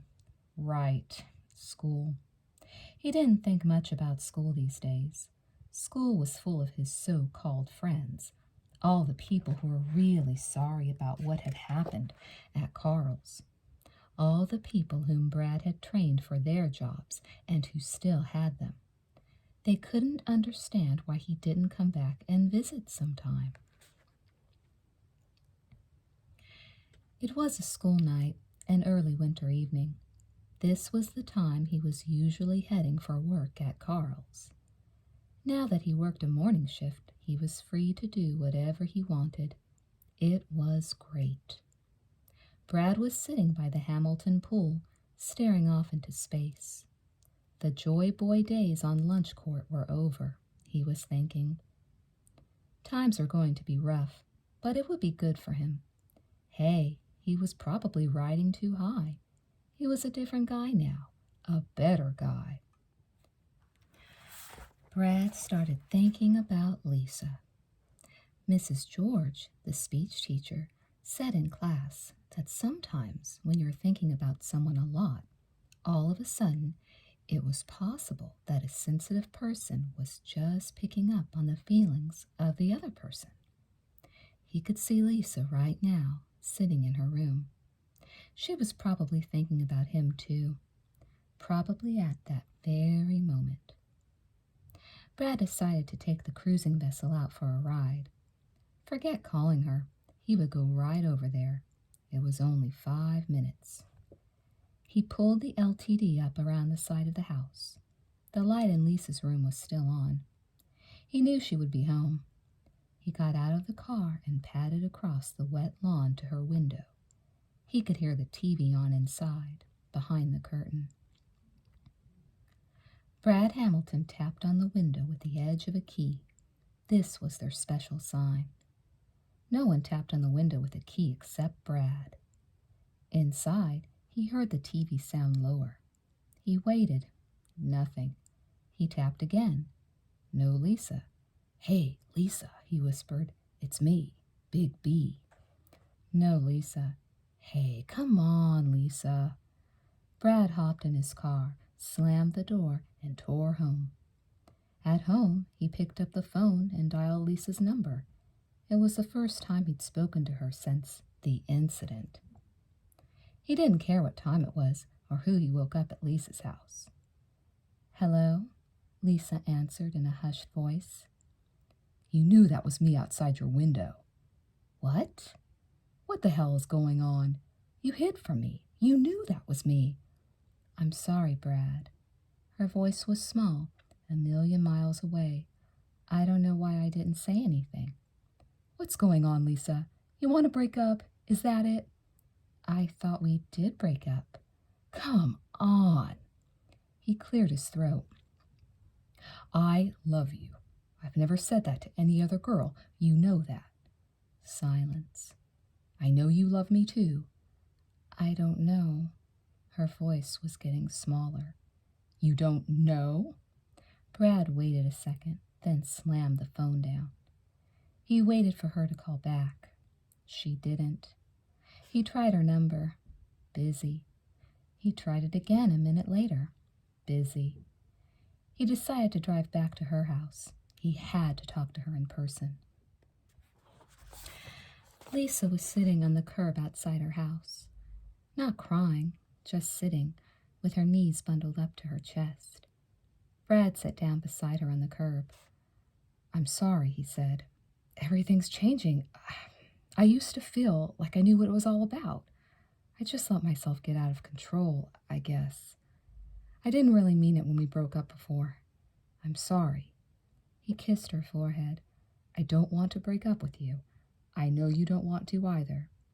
Lisa said nothing. "Can we get back together, Lisa?" "I don't think so, Brad." "There's another guy." "There's no other guy." She almost sounded sorry about it.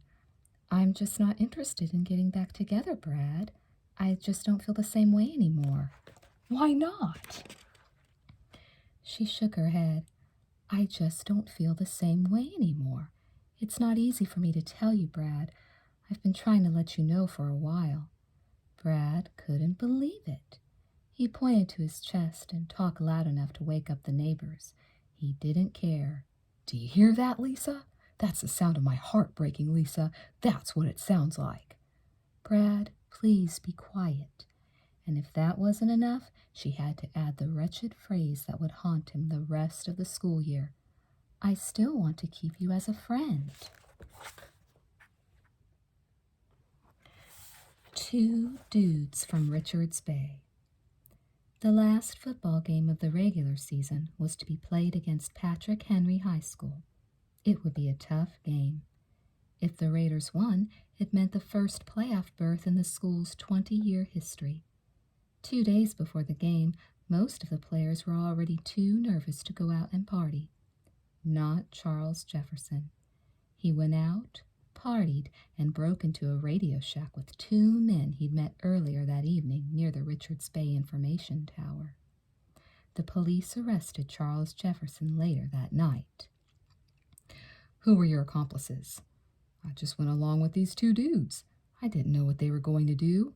"2 dudes? Can you identify them?" "No." "Do you know where they might be?" "No. They were just some brothers. I thought we'd go get Colt," and Charles Jefferson was sent to juvenile detention camp to await trial. He lost his scholarship. Ridgemont lost the game against Patrick Henry.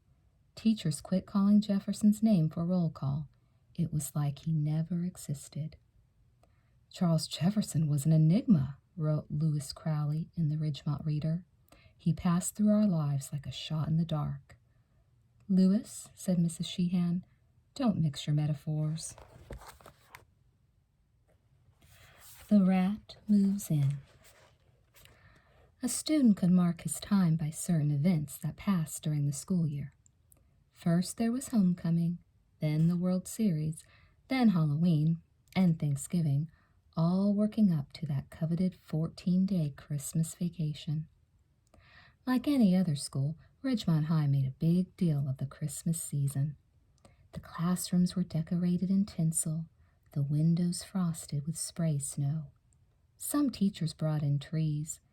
It all meant 2 things. First, it was a season to rejoice. Second, the race to vacation was on. The Rat sat in biology watching the clock. Only 3 more periods until Christmas vacation. 3 more classes until Mark Ratner was sure Stacy would be lost forever. He made the decision sitting in youth and law. Today was the day. After class, Ratner walked by the ASB office, and there she was, working side by side with Rick Byrne, as usual. Her eyes. She had the greatest eyes, and her hair. It was just great the way it fell into her shoulders. Stacy finished up. "Next," she said. "Hi," the Rat mumbled. "Hello, how are you doing today?" "Pretty good," said Ratner. His glance turned directly downward. It was as if nothing in the world could get him to look up at this girl with confidence. "I was wondering when basketball tryouts started. I missed it in the bulletins." "Let me check," said Stacy cheerfully. She shuffled through some papers. "Monday. They start Monday in the gym." "During vacation?" "I guess," said Stacy. "Are you going away?" Ratner looked up. "Maybe," he said. It was a well-known fact that cool people never hung around during Christmas vacation. "How about you?" Stacy gave a sour look. "I don't know," she said. "I think I have to stay here in Yucktown." If ever there had come a time for the attitude, Rat figured, it was now. "Hey," he said, "how about if I give you a call over Christmas vacation?" "Sure," said Stacy. "That would be fine." "Great," said the Rat. He watched as she tore off a piece of an envelope, wrote her phone number on it, and pushed it through the hole in the window. He silently coached himself. "Take it slow." "Good luck with tryouts," she said. "Thanks," said the Rat, all attitude, "and maybe I'll talk to you over vacation." The Rat nodded a cool goodbye, turned the corner, and banged into a trash can. The 100% guaranteed breakfast. Well, Brad Hamilton thought, Jack in the Box wasn't that bad in itself. At least they'd taken down all the little clowns, the plastic jacks that kids would always make jokes about over the intercom. Jokes like, and after you give me that turnover, you can tell Jack off, ha ha ha. Now, working at Jack's wasn't as bad as Brad Hamilton thought. Pay was okay. He started at $3.10 an hour. He'd get a raise soon, no problem. But he was beginning to hate his new hours. Brad had daybreak hours now, which meant a different atmosphere and mood altogether. Rarely did any kids his own age come into the place in the mornings. It was mostly the harried businessmen on their way to work and hauling ass. And how long will that take, please? A morning man at Jack's got to hate the way they said please most of all. Jack in the Box spent a lot of money advertising their specialty items. They had a mushy steak sandwich that took Brad 1 entire minute to make. They had a chicken sandwich he wouldn't even talk about. Worst of all the specialty items, however, was the 100% guaranteed breakfast. Even though it was a big publicity campaign for Jack in the Box, a customer could only order the celebrated 100% guaranteed breakfast between the hours of 7:30 and 10 a.m. It took about 8 minutes to microwave the complete pancake and syrup, scrambled egg, and English muffin breakfast. And how long will that take, please? For the same amount of money, you would think that the businessman would say, "Screw it, I'll have a breakfast, Jack. They're already prepared and just sitting there." But the businessman rarely backed off.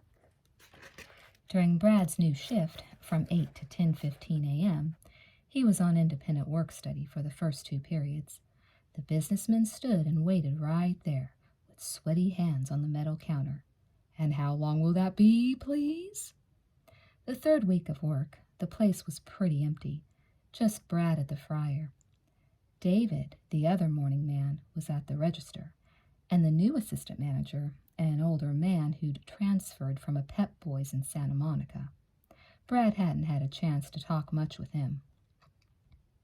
One morning, David had turned to Brad and said, "I got a whiz. Will you just cover me at the register for a minute?" Although anybody in fast food pretty much knew how to work a register, it was an unspoken rule that you didn't do it unless your assistant manager designated it as one of your responsibilities. Brad hadn't gotten that far. He was happy enough to be working the fryer. But hell, here was David, a decent guy. They had to work together every morning. The assistant manager was in the back room. There was only one businessman in the place, and he already had his breakfast.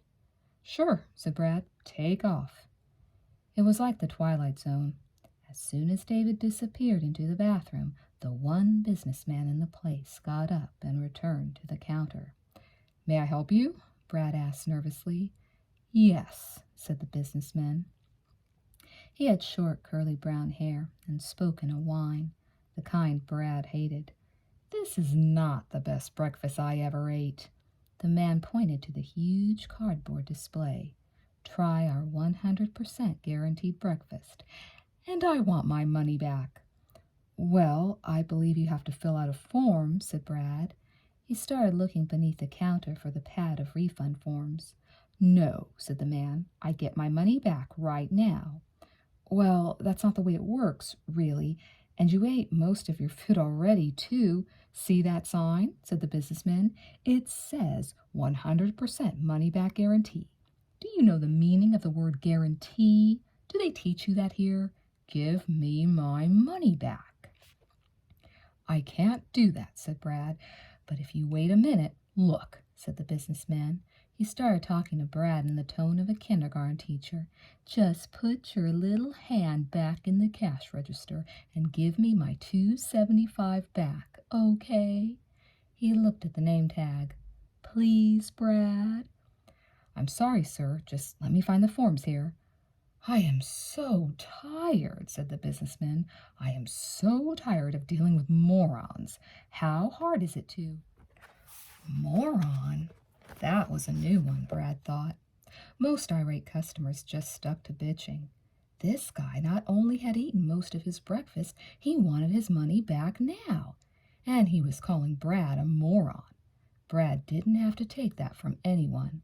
"Mister," said Brad Hamilton, "if you don't shut up, I'm going to kick 100% of your ass." "Manager!" Bam! The assistant manager came shooting out of the back. "Can I help you, sir? Is there a problem?" "You bet there's a problem," said the businessman. He really put on the hurt act. "Your employee used profanity and threatened me with violence. I'm shocked, frankly. I've eaten here many times, and I've always enjoyed the service, until today. All I wanted was my money back for this breakfast. It was a little overcooked, and this young man threatened me. Now I plan to write a letter. I plan to—" The assistant manager wheeled around to Brad. "Did you threaten this man or use profanity in any way?" "He insulted me first. He called me a moron. Did you threaten this man or use profanity in any way?" "Yes, sir." "You're fired," said the assistant manager. He opened the steel door for Brad. "I'm very sorry this happened to you, sir." "Thank you very much," said the businessman. Brad stood there, stunned. Fired, out of another job. He unhooked his friar's apron and threw it on the counter. The 5-point plan. The rat had immediately come home and tacked Stacy Hamilton's phone number to his wall so he could look at it every day of Christmas vacation. She actually gave me her phone number. After 2 days, his elation gave way to dread. The phone number challenged him every time he glanced at it. "Stacy, 555-6735. "It's your move," the number said. "What are you going to do about it?" Ratner and Damone had been walking through Town Center Mall one Saturday afternoon during vacation. "Damone," said the rat, "what do I say to her?" "Whatever you want." Damone stopped to flash a $1 million smile at a middle-aged housewife. "I don't even know her, though." Damone turned and looked at his friend. "What you need, rat, is my special 5-point plan for scoring with girls of all ages."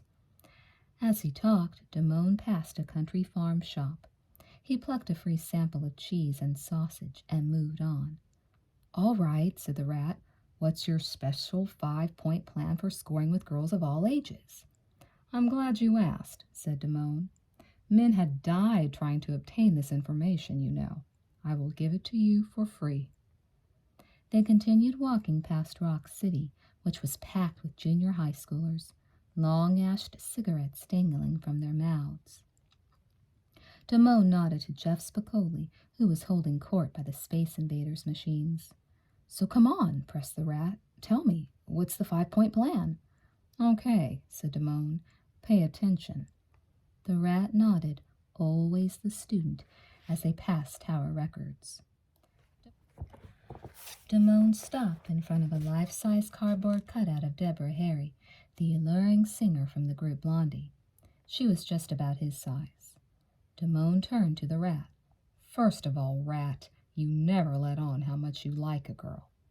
He turned back to the cardboard cutout of Deborah Harry to demonstrate. "Oh," he said disinterestedly. "Hi." He turned to the rat. "2, always call the shots." He looked back at Deborah Harry. "You and me are going to the chart house, and then you're coming with me to the movies. 3, act like wherever you are, that's the place to be." He returned to Debbie. "Will you quit telling me this is the most fun you've ever had? 4, when ordering food, find out what she wants, and then order for both of you. It's a classy move." To Debbie, "The lady will have." 5, and this is most important, when you get down to making out, whenever possible, put on the first side of Led Zeppelin 4. He turned to Deborah Harry one last time. "Why don't you put this tape on?" Damone put his arm around the cutout. "It sounds great in the back of my van. Why don't we listen from there?" Through it all, Deborah Harry looked back with the same intrigued cardboard smile. "See what I mean?" said Damone. "That is how you talk to a girl, rat. Voila, you can't miss." "Gee," said the rat after a long while, "why can't I just be myself?" "Later you can be yourself," said Damone.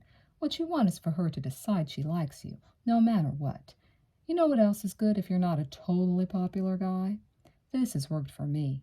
You just kind of mention to the girl that you don't have a lot of friends in high school, that most of the people are worthless, but you like her. That makes her feel special, and you still have the attitude. The rat nodded, taking it all in. They walked on through the mass of Christmas shoppers, past Thurl's Music, where a friend of Damone's was demonstrating an organ out front. That's Macaulay, explained Damone. He likes it when you talk to him like a Negro. His best friend is this black guy, Paul Norris, and Paul Norris acts like he's Gomer Pyle. It's bizarre. Ratner grabbed Damone's arm. Look at that girl. Look at that girl over there. You like that girl? Asked Damone. You watch. Damone positioned himself by the front of a shoe store and waited for the girl to pass. Then he pounced. Joyce! She looked at him strangely. Oh, said Damone, I'm sorry. You look like this girl in my abnormal sight class. I have that class, said the girl. Do you go to state? Damone grinned. Do you have that book where the guy... Well, it's the one with the picture of the man with a spoke in his head. The man was walking down the street, and a spoke fell in his head. They left it there, right? Because if they pulled it out, they didn't know what would happen. Yes, she laughed. That's the book. What's your name? I'm Karen. I'm Mike Damone. This is Mark Ratner. Big smile from Karen. Maybe I'll see you sometime at state. See you later, Karen. She walked on. Now that's how you talk to a girl, said Damone. You lie to her? No, you wuss. One person says something to another, and it starts. The rat came back to Mike Damone's house. Damone's parents had left for the day to visit his grandparents in Riverside. The rat didn't like to use things as a crutch, but on Damone's advice, he downed a Colt 45. He made Damone leave the bedroom. Then he picked up the phone and dialed Stacy's number. Hello? Hi, is Stacy there? This is Stacy. Hi, this is Mark Ratner. Oh, hi. They talked for a while, one of those conversations with lots of long silences. They decided they didn't know each other too well. Then the rat popped the question. Stacy, would you like to go to the movies with me this Friday? I can't. He knew it. She had a boyfriend. Okay. Then an afterthought. How about Saturday? Saturday would be great. A date with Stacy. Mark Ratner had borrowed his sister's car. It was the result of an intricate negotiation process involving several past and many future favors.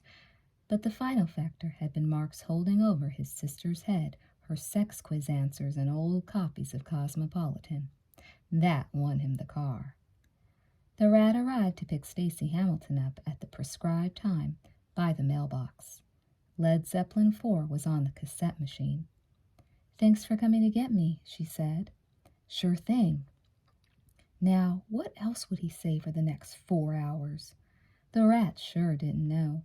All he knew was that their next stop was the Chart House restaurant, and after that they were going to the Regal Theater to see Phantasm.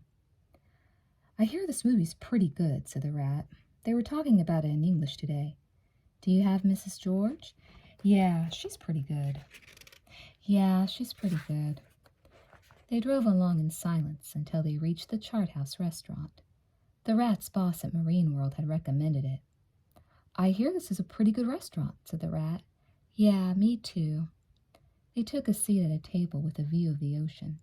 A waitress handed them each a large wooden menu. Damone's rule number 4, said a voice inside the rat's brain. When ordering food, find out what she wants and then order for both of you. What do you feel like eating? Asked the rat. Well, said Stacy, I think I'm going to have the seafood salad special. That should be pretty good, said the rat. He was starting to feel in control now. He was starting to feel like this could be the place, the very place. The lights were low, the view was good, the prices were, oh my God. The rat reached back and checked his pants pocket. Then, casually, his jacket pockets. Empty. He had left his wallet at home on the dresser. Jesus. Cool. Cool was the name of the game. The rat sat there, enjoying the view, smiling at Stacy. Inside, he was dying a slow and miserable death. Stay cool. Do you mind, said Mark, if I excuse myself for a moment? Not at all. The waitress bustled up to the table. Are you ready to order? Sure, said the rat. She will have the seafood salad special. Okay, how about you? The rat stared at her blankly. Of course, he had to eat too. I'll have the same. Okay, anything to drink with that? Sure, I'll have a Coke. How about for the girl? Iced tea, please. The waitress left the table. The rat got up to make his phone call. Yo, Damone, it's Mark. Mark, what happened to your date? It's happening right now, said the rat. I'm here at the chart house. Everything's fine except I left my wallet at home. Did you go home and get it? No, it's too late. The food is coming and everything. Damone, I've got to ask you this favor, and I'll never ask you for anything again in this lifetime or any other. Will you please go by my house, get my wallet, and meet me back here? Silence. Hello, Damone? Are you there? Just be glad I'm your bud, said Damone with a world-weary sigh. 10 minutes later, there was a page. Telephone call for Mr. Ratner. Excuse me, said the rat. I'll just take this call and be right back. The rat picked up the phone at the front desk. Hello? Rat, it's not on your dresser. Did you look in the bathroom? That's where I was last. Hold on. Okay, I'll hold, said the rat. The maitre d' gave him a nasty look. Okay, I found it. Okay, thanks, Mike. I'll see you here. You owe me your life. Okay, thanks, Mike. I'll see you here. Mike Damone strolled into the chart house 45 minutes later. Stacy and the rat were still picking at their dinners and trying to make conversation out of life at Ridgemont High. Hey, Ratner, is that you? Damone, what are you doing here? Hey, you know what, Mark? I found your wallet the other day. You want it back? Wow, what a coincidence. I've been looking for that thing.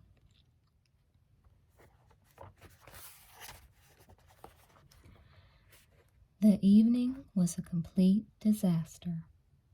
Only a few sentences passed between them after the wallet incident. They had gone to the theater. The kid right in front of them hauled off and puked right toward the beginning of Phantasm. It smelled up the whole row. By the time the movie was over, the rat was wondering if he should even try the next step of the game plan, maneuvering her to the point where he would slip on the first side of Led Zeppelin 4. They reached the car again. Something was wrong. The rat had remembered locking his door. The rat opened Stacy's side of the car, then she leaned over to open his and found it already open. The rat knew something was wrong. He looked at the dashboard of his sister's car. The tape deck was missing. In its place was the steel bolting ensemble. The machine was gone. The rat turned pale, didn't mention it to Stacy. He drove her straight home without even asking her about the point. He pulled up in front of Stacy's house. I had a really nice time, he said, like a zombie. Me too, said Stacy. Do you want to come inside? Aren't your parents asleep? No, they're away for the weekend. Brad and I are watching the house. It's midnight, and she wants me to come inside. Okay, said the rat sullenly. Sure. He followed her inside. Where's your brother? I don't know. Probably out. She set down her purse. Want something to drink? No, that's okay. Well, I'm going to change real quick. I hope you don't mind. No, I don't mind. She turned her back and pulled up her hair. Will you unzip me? This can't be what it seems. He unzipped her, past the bra and down to the small of her back. It was the first time the rat had ever done that. Thanks. Stacy walked down the hall to her room, easing out of her dress as she walked. She left the door to her room open. You can come in if you want. She wouldn't be doing this if she hated me. He followed her into her room, his heart pounding in his throat. He turned the corner and stepped into the room. She stood there in her bedroom in a diaphanous white house dress. He pretended not to notice the difference. So, pretty nice house you got here. Thanks. What do you want to do? Damone's rule number 2. Always call the shots. I don't know, said the rat. Do you want to see some pictures? I have all these pictures and stuff from Paul Revere. I kept a whole scrapbook. How stupid. Sure. She fished the old Paul Revere scrapbook out of her closet, and they sat together on her bed looking at the photos of mutual friends and acquaintances. Her knee grazed his. She definitely expects something. For 20 minutes, Mark carried on 2 conversations, the one with Stacy about her scrapbook and the one in his head. There was a scoreboard in his mind, and the odds seemed to be racking up in his favor. He debated all the signs.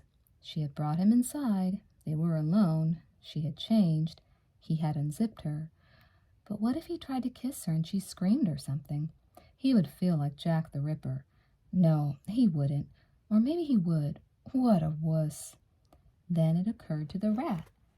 It wasn't one of Damone's big rules, but he had given Rat the special advice just the same. Tell her you don't hang around many high school people. Make her feel special. He decided to use the tip, but it came out like this. Not too many people like me in high school. Stacy looked at him oddly. That's too bad, she said. More silence. He watched her pull her hair up and let it fall back down again. Another sign? After a while, it all got to be too much for the rat. Well, said Mark, I've got to go. Really? He got up off the bed and stood up. Beg me to stay. Do you really have to go? It's getting pretty late.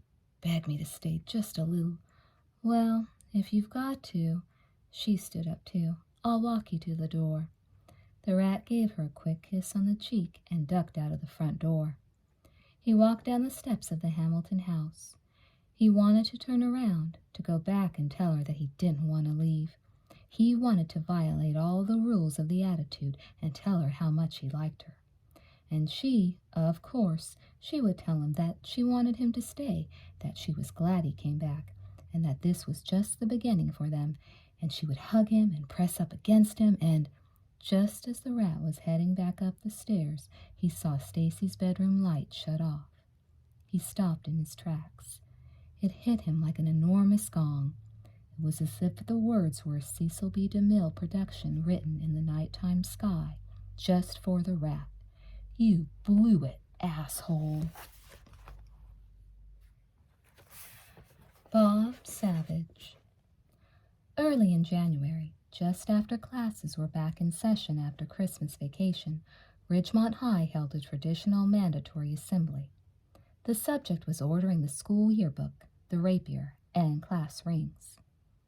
ASB President Kenneth Kwan kicked the assembly off with a brief pep talk about spirit and rivalry as a substitute for violence and vandalism. It was a direct reference to the spray paint job done on the school over vacation. The usual culprits had hopped the locked steel fence leading into the Ridgemont campus. When students returned from the Christmas break, they found the black spray paint insignia over everything. Lincoln Surf Nazis. It was the biggest green job for the janitors yet. 40 buckets. The school had smelled like paint all year long. Kenneth Kwan introduced the editor and 2 members of the Rapier staff. They gave a quick progress report and dropped a juicy news item. This year's Rapier would be black. They were off in a hurry. Everyone was waiting for the main attraction. His name was Bob Savage. A young man in his late 20s, Savage was well known to many of the students. If you had no desire whatsoever to own or wear a class ring, you were digging for the money after 10 minutes of listening to Bob Savage. Bob Savage had the kind of shaped hairstyle that could only belong to A, one of the Bee Gees, or B, a werewolf. It was reddish-brown and came back in a wide sweep that seemed to be held in position by laws defying nature. Savage began his presentation with a slideshow. High school is a time for living and learning, narrated Savage, and being young. His timing was well practiced, as it should have been. He had been making the same spiel for at least 7 years. It wasn't that long ago that I was sitting in class. Boy, did I want to get out. Polite laughter. He switched to a shot of kids in cars leaving their campus parking lot. But I have strong memories of high school. The cars, the fun. Switched to a shot of an attractive student couple walking down the hallway, hand in hand. The romance. Switched to a shot of a gymnasium dance and lots of swinging teenagers in 10-year-old formals. And the prom. It didn't matter how you felt about going to the prom. You went. I went. I thought I'd go all the way with high school.